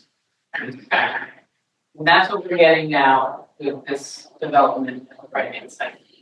Having a developer come in with a plan. He's asked for 4 stories and a 45-foot height, and then an additional 5th story and setback. That's a specific plan that we can discuss. That's a creative idea for a specific property. Now, the other thing Jason was saying was that he prefers zoning change because it's easier to navigate that than a zoning hearing. But given that there is very few properties in this 5B district, if another creative solution came along, I mean, let's say we entertain this solution without a zoning change. I mean, or maybe there's some variable in the zoning whereby we allow the 5th story setbacks or distance from property lines or whatever it is. That's a precedent that we can set. Another creative developer may come by and say, wow, that worked out well. Maybe it's a success story. It worked out really well. Everybody becomes comfortable with it. Community members who are anxious about, parking, density, traffic, whatever, have seen it be successful and they're happy. So another developer comes along and says, as Todd is alluding to, economically it makes more sense for them now. They see this precedent set, there's another property. Maybe they do want to consolidate the buildings behind. Right now they're protected. I don't think, the buildings that you were pointing to, the small houses, I don't know that they are totally commercial. I do think that they're residential. Some of them, there's a tarot card reader in one of those. Smoke shop. Someone probably lives above. I mean, they're mixed use, anything. If, council's asking for those to be declassified, that's something for the heart to consider.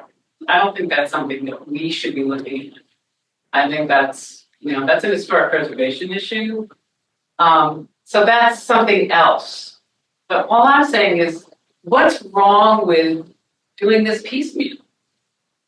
I mean, a precedent, yes, perhaps, but with enough restrictions to that specific Rite Aid property that it doesn't just run the gamut from the avenue. It doesn't just automatically make it viable for tear downs and new development and density and whatever else we're concerned about. I think we have to look at it as a piece of lot by lot basis. And I think that I don't know the difference. I really don't know the difference between precedent and zoning change and zoning hearing, illegality of that, I don't know. Can I just say, I think council would have a strong preference for a change that would apply to the whole district. We prefer the idea of making changes to the entire district rather than anything that might be construed as something from one lot. We're uncomfortable with that idea. So we would prefer to see a proposal for the entire district. Well, all I'm saying is that there aren't very many lots that this could happen. Because the other structures are either commercial and they're not that, if somebody wanted to tear down some of those 2-story office buildings, and I mean, it's happening on the Lower Marion side with that new development next to the bagel place with your prize. So, I mean, I just feel like the only properties that may, personally I would take an issue with are the historic ones. Perhaps those are actually listed on the historic ordinance. So the little houses, the Price House, up Iona, there's a few little property, buildings there that are historic. I mean, I didn't take issue with those being made declassified without further study. But Yes. that doesn't have to happen with this. We're talking about something that's different. This zone is very small. That's where it's like, so there's an existing commercial row. I think it might be one parcel. Mhm. So in order to, in order to redevelop, you would be weighing whether the redevelopment is more valuable than the current use. Which you also heard from Jason, in most cases, building owners are not looking to be developers. They're looking to make money from their building or sell their building as an operating concern. So it's speculative to say that someone would buy one of these commercial larger buildings that's tenanted and tear it down in favor of an apartment building. But if they were, it would have to be a large apartment building, which would then yield large apartment units, which if we get to the issue of do we have criteria for affordability and things like that, would be an opportunity to potentially address affordable units or if nothing else, just housing supply. But it doesn't seem very likely. But it's possible, like, this parcel you could build on it, but anything you build, whether it was a medical office building or a housing building, it's gonna have to be parked, right? So the site is gonna be naturally constraining. We could have 100-story height limit, but unless you build a parking garage 4 floors down, you could never achieve 100 floors because how would you park it, right? Assuming that we continue to maintain any parking ratio at all, or the developer has a parking requirement built into their commercial pro forma, because we heard from an actual developer, right, that they overshot the parking, but their pro forma was based on 1 space per bedroom, right? So doesn't matter if the zoning allows 100 stories, you have to be able to supply the infrastructure to make the project work. And so this project could, if like hypothetically, if you build this building on its existing footprint higher, there'd be no impact to the neighborhood. It would only be improving Montgomery Avenue by giving you a more attractive corridor as you drive along or walk along, right? Because it's already sort of urban building. We would have an opportunity to improve the frontage versus the current frontage because it would be a project going through review and permitting. So it probably would get cleaned up. These are 2 additional commercial structures, same story, or if you consolidated the lots, and then additional businesses here. All those additional lots that are 5E that are owned by different people, they all, if they were redeveloped, would have to stand off of the back zoning lot by 25 feet and have that landscape or parking and such. So I think that what you would see if you actually carried this out would be 4-story buildings in a row in an urban format on what is now sort of, low single-story retail that in many cases is not compliant with zoning. Like this is sat back behind parking on Montgomery Avenue, which is exactly what we are not necessarily in love with, right? I mean, I'm not saying it's the end of the world, but it doesn't comply with zoning. And, so again, I don't view this as a likely redevelopment, but if it were, it would actually be moving more towards our comprehensive plan and more towards our urban design standards than what we already see on Montgomery Avenue. To Heidi's point, the historic buildings that are in the district that are part of the registry, first of all, they're owned by different people probably. So I think land assemblage is probably unlikely. But if they were to go that route, it would most likely be that a developer would be coming in as the owner or the option to buy with, again, a 4-story building, which would be at roughly the same height as this office building is, right? Maybe roughly that height, maybe a little taller, along Montgomery Avenue, meeting our form-based code, right? So we would be replacing again, council would have to approve it. Our elected officials would have to approve it. But they would be replacing what are these mixed-use homes / businesses with essentially probably a 60-unit apartment building. You could put an office building here as well, but only if you rezone, if you have a big enough lot to park it, because the office will drive a parking requirement even higher than the apartments would. Right? So, and I don't think a large office building is likely, but if the zoning allows it, what I'm getting at is like, there would be a process where the developer would be coming in with a specific plan that Heidi's mentioning for each parcel, where they would need either zoning changes or some kind of back and forth that like a permission to demolish historic structure or whatnot, that gives you that opportunity for the trade-off to get make sure that you get the project right. And you know, and then in some cases, I don't know. I mean, we sort of have. I think that when and if somebody does submit for the Rite Aid, that will go through that process that's being described of this is what it looks like. These are the trade-offs. Here's who can see the building and how. But it's not possible for us to come up with 30 scenarios for 30 parcels. That's not planning, right? That's not what this body is for. I'd like to just throw one other thought into this too, is what's happening with Montgomery Avenue. I mean, I know that's on both Lower Merion and our agenda to think about the whole Montgomery Avenue corridor that goes through Narberth. I mean, it should be more pedestrian friendly. It should be less car heavy. It should, there should be considerations for turning lanes and so access across the street. I mean, it's a horrible stretch of road. There is a rumor that there's a conceptual design being formed that hasn't been seen. I guess we heard, right? Well, that should all be considered too. So the rumor is that it's currently 4 lanes with no turn lanes through Narberth. And we have parking lots, and I think there might be even some.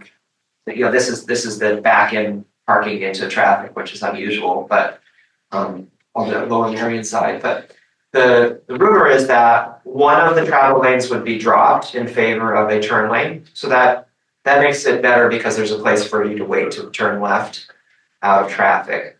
And it would most likely be the eastbound lane that becomes a left turn lane. Personally, I think that's a mistake. I think we should drop a lane in each direction to have a symmetrical roadway, because what you'll actually be doing if we drop only an eastbound lane is the westbound traffic flow will become even faster, because now I have 2 open lanes. I no longer have any left turning vehicles in that left lane anymore. So I have 2 open lanes, and it will become a racetrack westbound, and then eastbound will be more normalized. So I think we should actually aim for 1 travel lane in each direction with a center turn lane. And that would give us an opportunity to potentially widen sidewalks, or just generally a little bit of room to play with the dynamics of the sidewalk roam. We could also buffer the travel lane from the curb or something. So that's the transportation component. It would improve intersection operations. It's likely to improve pedestrian safety, at least marginally, with the turn lanes. But we could have a westbound speed up, honestly, with the end result. So the intent with the zoning that we're discussing tonight is to anticipate a more walkable and there's a bus route, transit accessible corridor, and to maximize the chance of this is our auto-oriented commercial land use in the borough. It's our only automobile accessible corridor. So it's both allowing for housing in the mixed use context, while still maintaining that ability to locate a business in the borough that might want that visibility to Montgomery Avenue. Mm-hmm.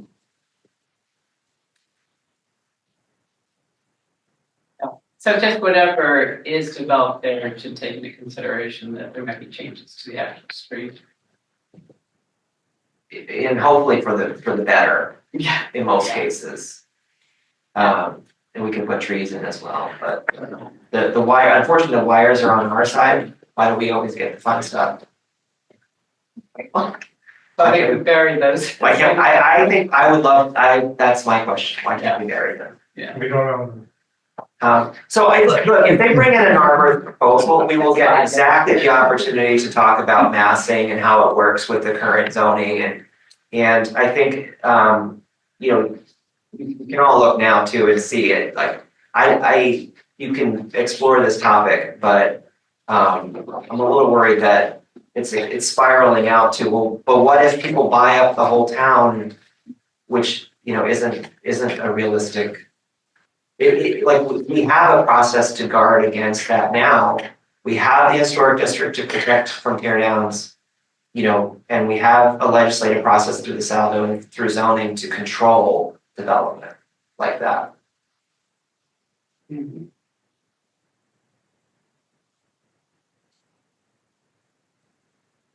Yeah, well, are we gonna discuss this further? Is that the idea, or are we discussing it tonight? Well, so again, so the issue, if we go back to the topics, right? So 5B encapsulates most of these issues, right? So if you break it down, what we talked about previously, so right now it's 45 feet, but it says 3 floors here and 4 floors there. It's inconsistent. It's clearly intended probably as it's essentially a 4-story zoning, which is what we already see in the most recent project, right? It's essentially 4 different levels of building. Can I interrupt you for a second? Are there examples of 4-story buildings on Montgomery Avenue? The Narberth, the most recent construction is essentially 4 levels, but it's technically 3 because there's 3 buttons in the elevator. Or like, there's a ground floor, and then there's a floor above, and then another floor. But when you get to the top floor, then there's stairs going up to another floor. So that's the only building that has 4th level? Montgomery and Narberth, I think so. What about on the Lower Marion side, there are, right? Not in this immediate zone right now. But but as you go, as Fred was sort of saying, as you go out Montgomery, there are like 7 stories. Lots of apartments. Yeah.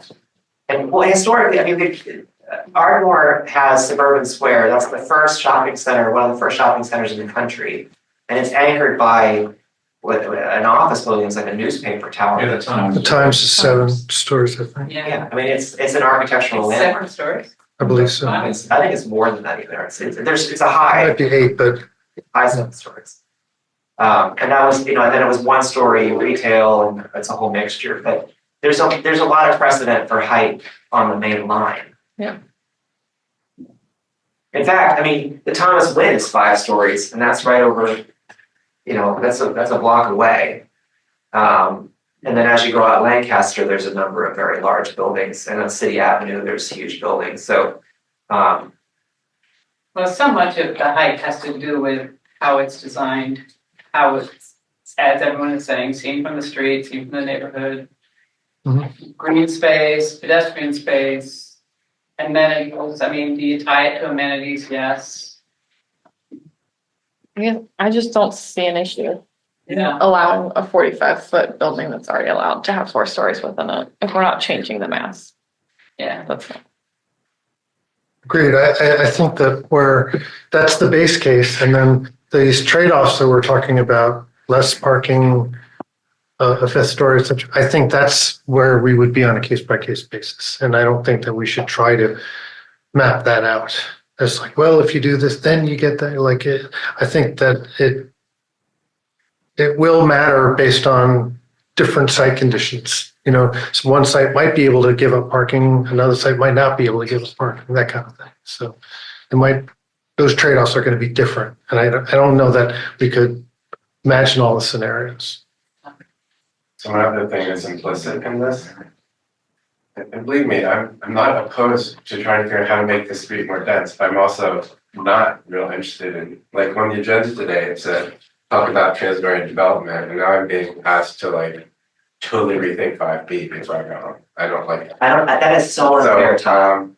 That's not. Right now, the only way we allow apartment buildings in 5B is through the conditional use process. The building that Adam built is a mixed use building. And the reason for that is we have believed in the past that Montgomery Avenue has value as either retail or office corridor, and we didn't want to give that up. So we're very careful about when and where we allow apartment buildings in Montgomery Avenue. That's our current posture. Now, it may be that we would want to consider that that's not any longer the most viable strategy for the world. That's fine. But it's a big move to say like, okay, we're only gonna allow, so the reason we have 45-foot buildings on Montgomery Avenue is under the theory that we wanted to allow 3-story office buildings. And office buildings have higher floor to ceiling ratios than apartment buildings do. And you would need 45 feet basically to get a 3-story office building, if that's our goal there. And so that's why it's been 3 stories, and that's why it's been 45 feet. So you could build an office building or a mixed use building. Adam figured out you could build a 45-foot mixed use building with the kind of interior loft that effectively made it a 4-story building. But it's still a mixed use building. It still has the retail on the ground floor. Then the only place we currently allow 4-story apartment buildings are places where there's historic resources and preserving them. And you are also including green building provisions. And so the apartments are only allowed on Montgomery Avenue currently in an extremely rare condition. So it may be fine to change that. It may be fine, but I think we should be conscious that that is one of the things we would be changing. Todd, I was trying very hard as chair to go item by item. And so would you be comfortable with 4-story mixed-use buildings on Montgomery Avenue in the same exact design format as Metropolitan Square, Narberth Square, at Meeting House Lane and Montgomery Avenue? More of those buildings. Generally, I like that idea, but I still think there are areas where we want to be really careful and consider what the impacts might be on the adjacent neighborhoods. Because So what are the it impacts? might incentivize property acquisitions and lot assemblages, which could also be fine, but I think we should have a look at that before we. Are there any other impacts you're concerned about? Not off the top of my head, no. So I mean, what I would capture in the notes, right, is that generally you are okay with 4-story mixed use buildings that are mixes of uses, more than one use, along Montgomery Avenue, with the caveat that you are concerned about whether there would be development pressure to push further off on Montgomery Avenue, essentially. Like to assemble parcels off of Montgomery Avenue and add them to Montgomery Avenue. That's what you're. I wouldn't say concerned, because that may actually be a good thing. I want to, if we feel like that. You want to study it. I'd like to have a way of dealing with it. I don't think that just sort of saying like, well, if someone comes in, let's just see what they've got is the right way to do it. Okay, well, so I think we can capture that concern. You're curious about it. Yeah, I think we can get, so, I mean, is there anybody who's not comfortable with a 4-story mixed-use building on Montgomery Avenue in general, without, capturing this concern about whether we expand the parcels to be, acquire more parcels? Because that's what I want to document, is like where we agree, right? So, okay. And then where you're also raising the concern is that, we don't want to just leap off and say, let's just build strictly residential buildings on Montgomery Avenue. That we want to maintain the requirement of mixed use that we currently have, more than one use. But is there anyone comfortable with saying that, that in a mixed use building, it would be okay to have some residential on the ground floor, provided that it remains a mixed use building? Yeah, that makes sense. So mixed use, but that it doesn't necessarily have to be entirely commercial ground floor. Right.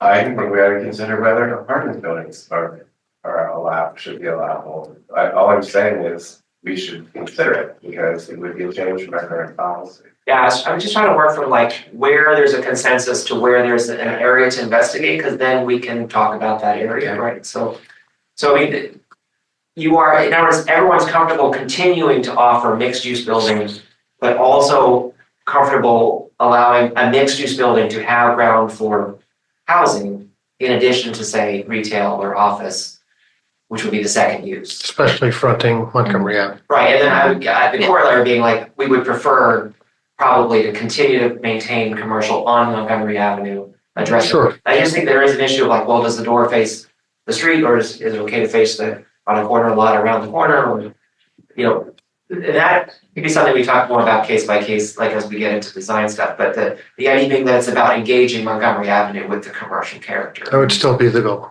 And then transitioning to residential as we fade back. Then the other was from there, I was kind of hoping to explore the idea that, because that's really it in a nutshell. Like that's the most fundamental, like simplest reform is don't change anything else in the zoning except it says 45 feet. Whatever you can build in 45 feet is fine, right? Because that's the height limit. And then and you can put residential on the ground floor, but maintain the mixed use requirement in general, right? From there, the specific proposal might be, well, I want to have a fifth story in order to get the economics to work. That gets into the notion of, are we okay with 5 stories under certain architectural conditions, or do we want to set additional conditions on a fifth story? And the conditional conditions that we've talked about in the past would be things like an affordability component. What we had floated previously was that 10% of the units in the application would be reserved for people making 80% or less of the area median income, probably using the definitional standard that the LIHTC process uses, which is a regulatory, statistical, index that's given out by the state. And so some districts try to be more aggressive with those set-asides, but it's inconclusive whether that actually ever results in any affordable units being built. Because if the restriction becomes too onerous, then nobody builds any affordable units at all. And you get nothing. You don't get any market rate, nor do you get any affordable units. And so you end up actually constraining housing even more, right? Well, the basic idea is that at a larger scale, prices are perhaps related to the number of building permits per capita. So the more building permits you're issuing per capita, the more you're providing adequate housing that keeps the market in balance. If you slow down issuance of new construction, because of course housing units also get torn down and fall out of circulation. If you slow down building new housing per capita, then you start to get bidding wars on the housing that's available. So the prices will rise. And then if we have income restricted housing, which requires a specialty, like to be legally restricted, that's a specialized area of development, usually with specialized developers and specialized programs. If it's not just happens to be cheap, the economics still have to work. And, so the deal has to be put together to provide enough units at the right price points with the right costs to actually make the project work. And it's a go, no go. And so you could literally have a project that delivers you 60 units, or you could have a gas station because the zoning doesn't work. Well, I think the whole thing with affordable units is that there's subsidies involved of some kind. So I think you could require more and just get the subsidies. I'll allow it, I guess. I don't do any low-income housing. It's my understanding that companies like Penrose, Yeah. they only do that, and they do it because of the tax credits. It's not about building and offering a few here and a few there. And they can only do it in areas that meet a certain low-income criteria, which I don't think this area will, based on the median household income in the surrounding neighborhood. It doesn't go on county, it goes by like radius. And the average household income in a 1-3 mile radius here is close to $200,000. Yeah, but I thought it was doing. It's actually, this area is one of the highest in demand or desirability for a company like Penrose to want to do a LIHTC deal, but they have a minimum number of units. All tech developers do like that break even number in order to make the development work. There are township and county and state incentives for small projects to allow a market developer to be able to include a small percentage of affordable units within that, but we'd have to cross compare what those are. And Montgomery County has a series of fairly new incentives. So that's the thing that we have to find out. They're just ever changing on an annual basis, so you can't get hyper specific into your like what you could offer, I guess. Like the code can say like 10% is your bonus, and we can just leave that blanket, and depending on the market for what incentives are available at the county level will probably show if the developer is willing to go for that incentive. Yeah, there's typically a couple different ways to go about non-light tech, which is a density bonus and restrict 10% of the units to 80% AMI or something like that, not getting subsidies from the federal government. Or what I've seen is essentially tax abatements. So you could say on a project, we're going to fix your real estate taxes at X. It's going to, instead of being, it should be assessed at Y, we're going to synthetically lower it. And that allows more revenue effectively to the bottom line to offset some what I'll call workforce housing projects.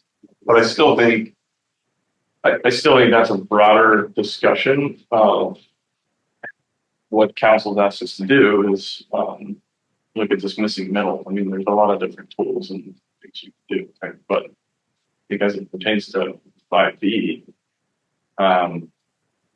one, I think that takes a little bit more time. And two, I think it's part of a broader NARB discussion.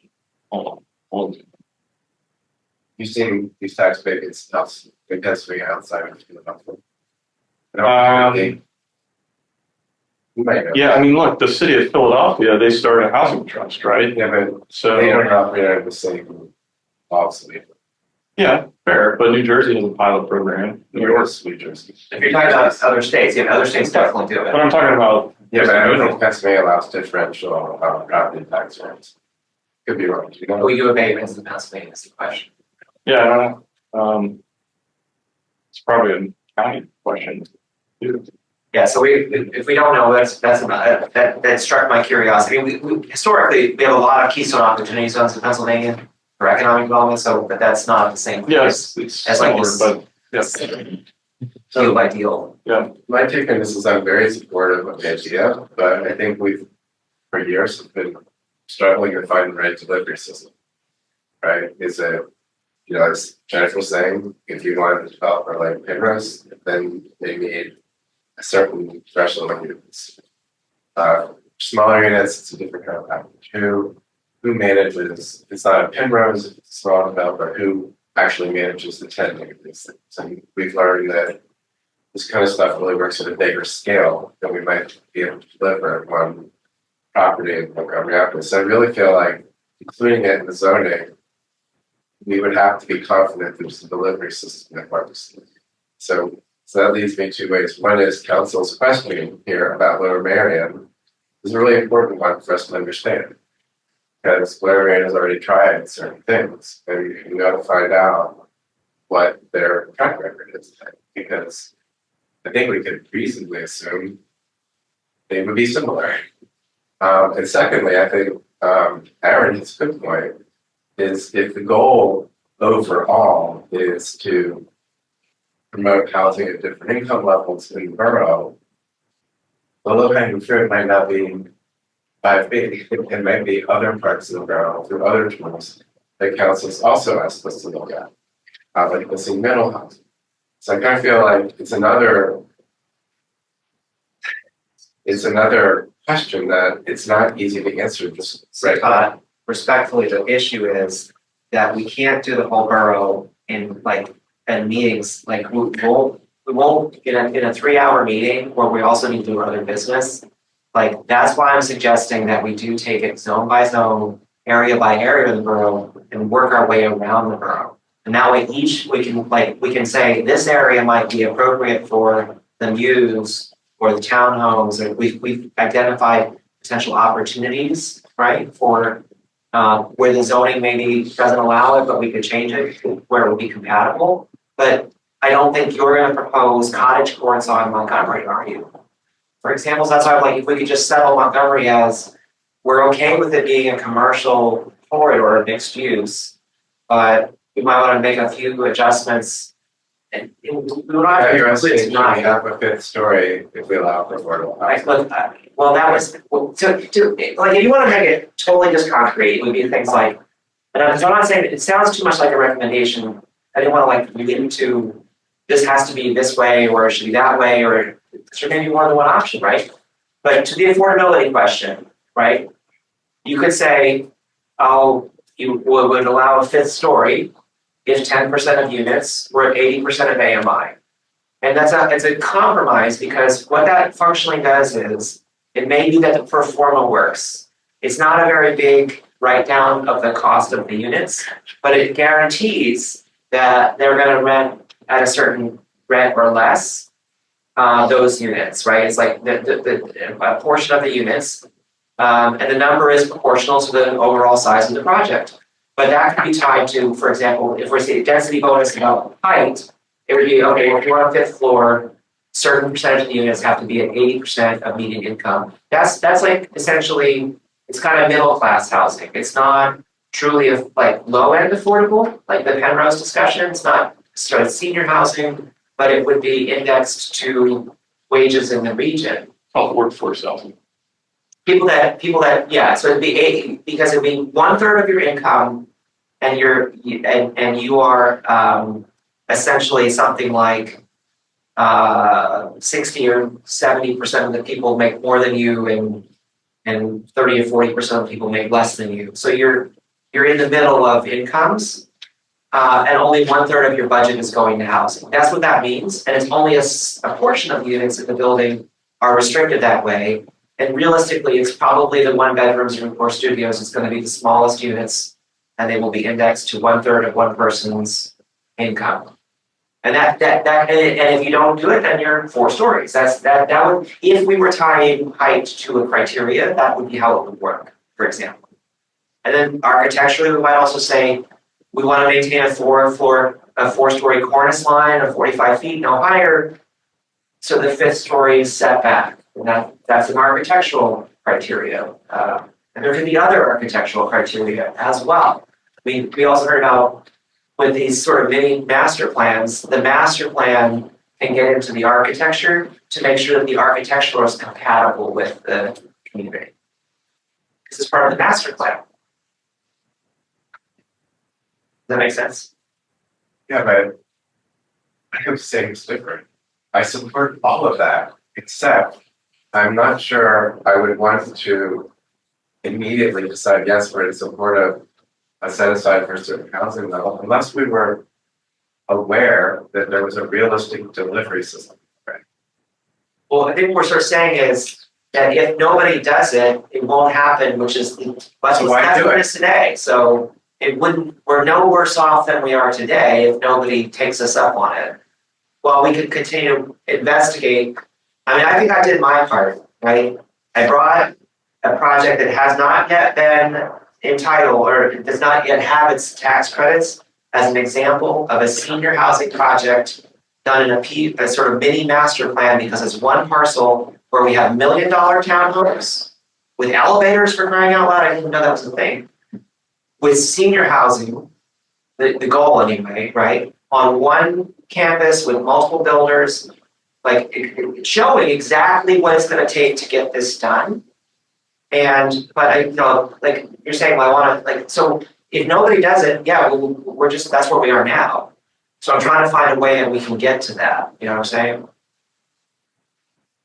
Yeah, like, what's the point of proposing or supporting something like that if we don't think we can like that? Wouldn't be Like, here if I wasn't. Penrose did that. Penrose has a minimum development size, and on top of that, which is about 50 something units. And on top of that, they built 13 or 14 or 12 in Southern units. We don't have a lot that big. So, Right, it's so not a delivery system. we're gonna, if everyone's okay, we'll, unless there's more business, we'll agree to adjourn at 10 and we'll take the motions to adjourn. But I just wanna, we can keep talking, but I'm respectful of your time and we've gone, we'll be at 3-hour mark in 10 minutes. So we think if there's, we do, Todd, want to give you a chance to talk about zoning recodification. So if it's the will of the commission, I will close the TOD discussion in the interest of time only, and then we would, unless people want to continue, and then we'll turn it over to Todd and Adam to describe the process to get to zoning recodification. Is that okay? Yeah. All right, we'll move over to item 5B, zoning recodification. Would you like me to share the screen? And,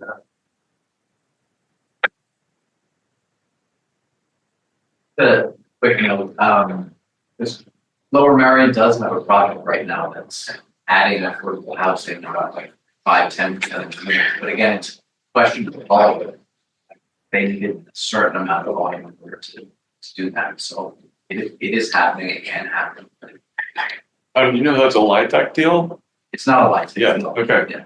That's just like it's just, I think they're using home funds. I don't think so. I'm trying to find Okay. the information I have on it. I don't think so. I mean, it's a really big project. So Yeah. so here's the good news. Sorry, last question. Do you know how they are, the 5 to 10% units that are affordable? Do you know how they're tracked in terms of? Yeah, I know that's big. So Lower Merion actually has software to do the tracking, but leasing office kind of like provides the information that Yeah. Lower Merion's tracking it themselves. I know that's one of the resources. Well, for that. they should send a rent roll and report the residents' income, and that should be Yeah. less than 80% of the AMI, the area, right? And that's Yeah. kind of how you track it, most likely. Yeah. And then I'd be curious to know if there's ramifications if it doesn't, what happens? If you know the answer, I or think not. every unit would need to become.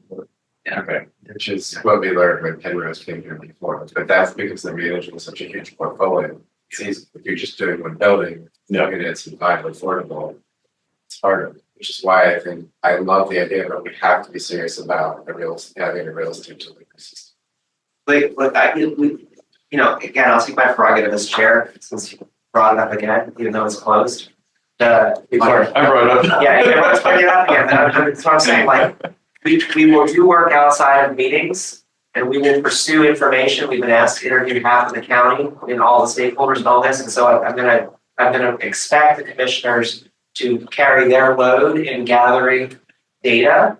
But the expectation is when you raise a question as a commissioner, and I work on the recodification, like, part of this is you raise a question because you're gonna do the work to answer that question and bring closure so we can actually, you know, provide useful input, right? Not just circular discussion. So I think we did make progress, a lot of progress actually, and I'm personally committed to trying to find out as much as we can about this sort of how feasible is it to take a portion of the units and set them aside, right? Is that actually, are there any successful case studies and what made them successful, or is it just a fantasy, right? Because that's useful information we can pass along. That strategy would either can work or is unlikely. And we move on to a different strategy if it doesn't work.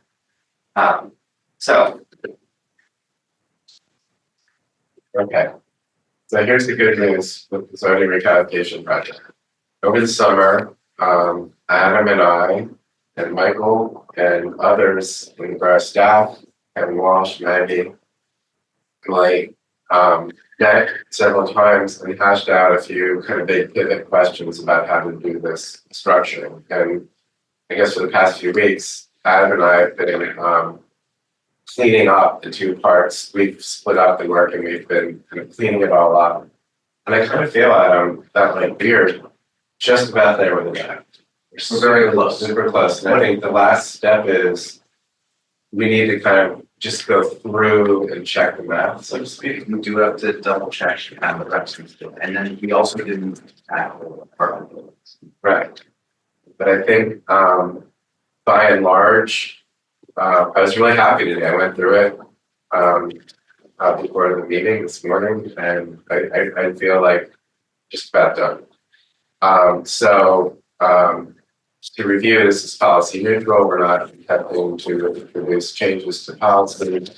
The zoning, the organization we landed on, focuses largely on districts, uses and building types and design standards. So currently we have building type, building standards and site standards, but those are not consolidated. The districts section of the code is sort of your portal. It tells you where to look for things, start with your district, and then it helps you evaluate what you can do with uses and what you can do with building types. Those are the workforce areas. And the uses, we consolidated all of the as of right uses, special exceptions, conditional uses, regulated uses, distance standards, and performance standards in one. So it tells you everything you can do use-wise. And the building types has all of the physical standards from the site, the ground plane, and to the vertical dimensions are all consolidated into one area. So that is that, and then many sections of the code are not really changed because they're more administrative. And we've also gathered together all the non-conforming situation language from about 6 different chapters, put them into one chapter, and that leaves us, we've left parking. We did experiment with breaking the parking out district by district, but it was too cumbersome to figure out how it actually worked. And so we've decided to leave the parking standards as their own specific chapter, broken into quantitative standards, design standards, and bicycle standards. Green design is broken into a separate chapter, accessory buildings are broken into a separate chapter, frontage types are broken into a separate chapter. So once you get through your uses and building types, you can then look at frontages, accessory buildings, parking, and they're each in a separate chapter, so they're easier to find. The draft, let me go to the second document to share.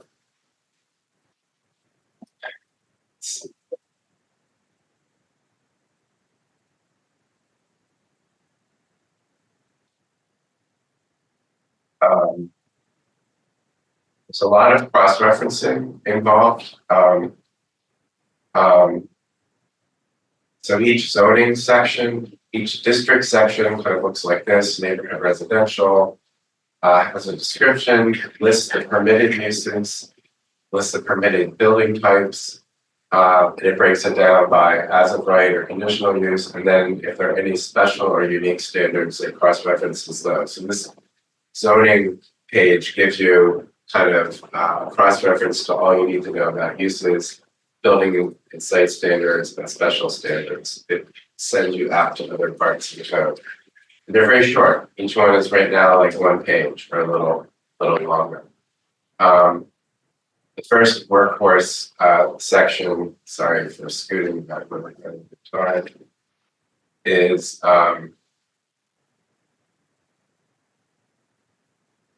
the standards for uses. And so we do follow pretty much, I see hair in there, thanks. We still follow pretty much the same hierarchy of uses, which are listed with will be listed with definition at the beginning, and then a master table, which lists all uses possible per district, and it includes references to whether it's an as of right use, whether it's a conditional use, whether it's a special exception use, whether it is a regulated use. You can quickly find in this chart exactly what the constraints are on any use in any district. And then each special exceptions are all grouped together. So we've pulled the special exceptions from different parts of the code and put them all in one place. So they can be easily cross-referenced. We did the same with conditional uses. They're all gathered down in one place. So that's the uses section.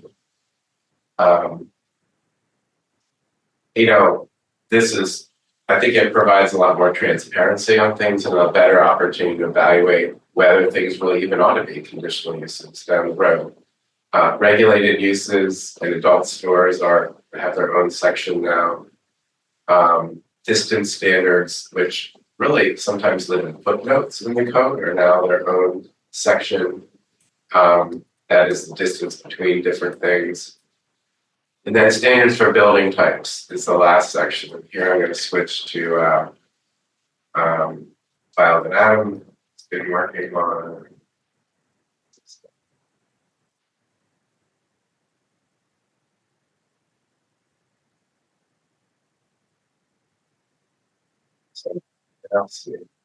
So each building type begins looking the way it does now with a description, but all of the lot regulations or site regulations and building regulations are now compiled into a table, and each district in which that building type is allowed has its own column on the table, and the specific requirements are in that table. This table, there's language in the code that says this table is actually the code. This table is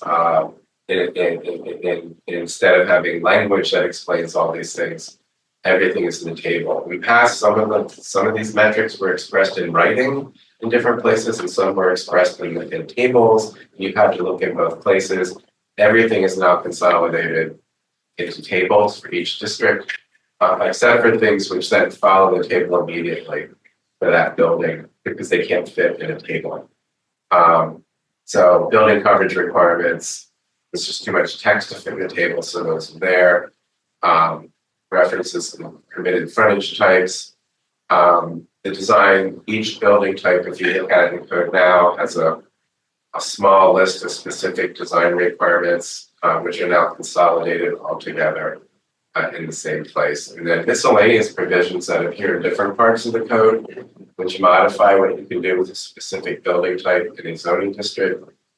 Those have been gathered up from the text from the building design section and put in here. So everything that pertains to the building type is now in this one section. And there's, goes building type by building type by building type. So really the last work was probably a couple hundred notes on the side, you can see. Adam and I kind of have to go through it and just problem solve little things, glitches, gaps, errors. In doing this, we're also compiling a list of potential technical corrections to make, as well as potential policy questions that could be forwarded to council for its direction. So I kind of feel really happy. I was surprised today when I looked at it, how far along we were. So I think we're really, really close to finishing. Mr. President, I don't think any of this work today will delay the codification. So Todd, do you think that we would have a draft to look at by next meeting, October? I think we should. A draft? Yeah, I think so, yeah. Would we be able to forward it to council in October, or do we need to look at it twice again in November? Well, I think in that regard, I would prefer to follow. We do have this working group with Maggie and Michael, and you're always informed of when we're meeting. I feel like that's just how it's managed with council, sort of above my pay grade. I'd prefer to let that group. You can talk to Maggie about it. Well, Todd, respectfully, I feel like the planning commission should, as a body, endorse it or not. Right, I'm happy to give you planning commission, but in terms of navigating through council, I feel like I'd be like, bring it to closure from our perspective. Yeah, that's fine. But when you ask me about bringing it to council, I feel like that's something we need to talk with the F&A chair, Jim Spear, with other council members, the president, about how this gets navigated through council. But in terms of the planning commission, we can bring it. Yes, I think we can have it. Do you want it on the agenda in October and November and December? Like how many months? Not December. It's not going to go through December. How you work? Okay, that's remote. Any questions? But I do want to say I really appreciate the work that you all have done, because they have been meeting quite frequently. And Yeah, it's a lot of work. It's a lot of work, yes, so really appreciate the effort. I think it will help us a lot in all these other discussions too. It's so much more easily organized. I mean, I think we're gonna have a lot more commentary when we get to see a draft, and then we'll have more conversation about it. Well, it would be great to try to, I know we're all really busy, if we can look at it outside the meeting and come prepared so we can not just, hopefully, just, try to resolve as much, so we don't send them back to the drawing board, so to speak, right? But yeah. Good, all right, well, if there's no other questions, then we can take a motion to, well, are there any other public comments? Anyone online? No public comment, then we can take a motion to adjourn. Motion to adjourn? Second. Second. All in favor, please say aye. Aye. Motion carries. Thank you. We'll have to say, We will.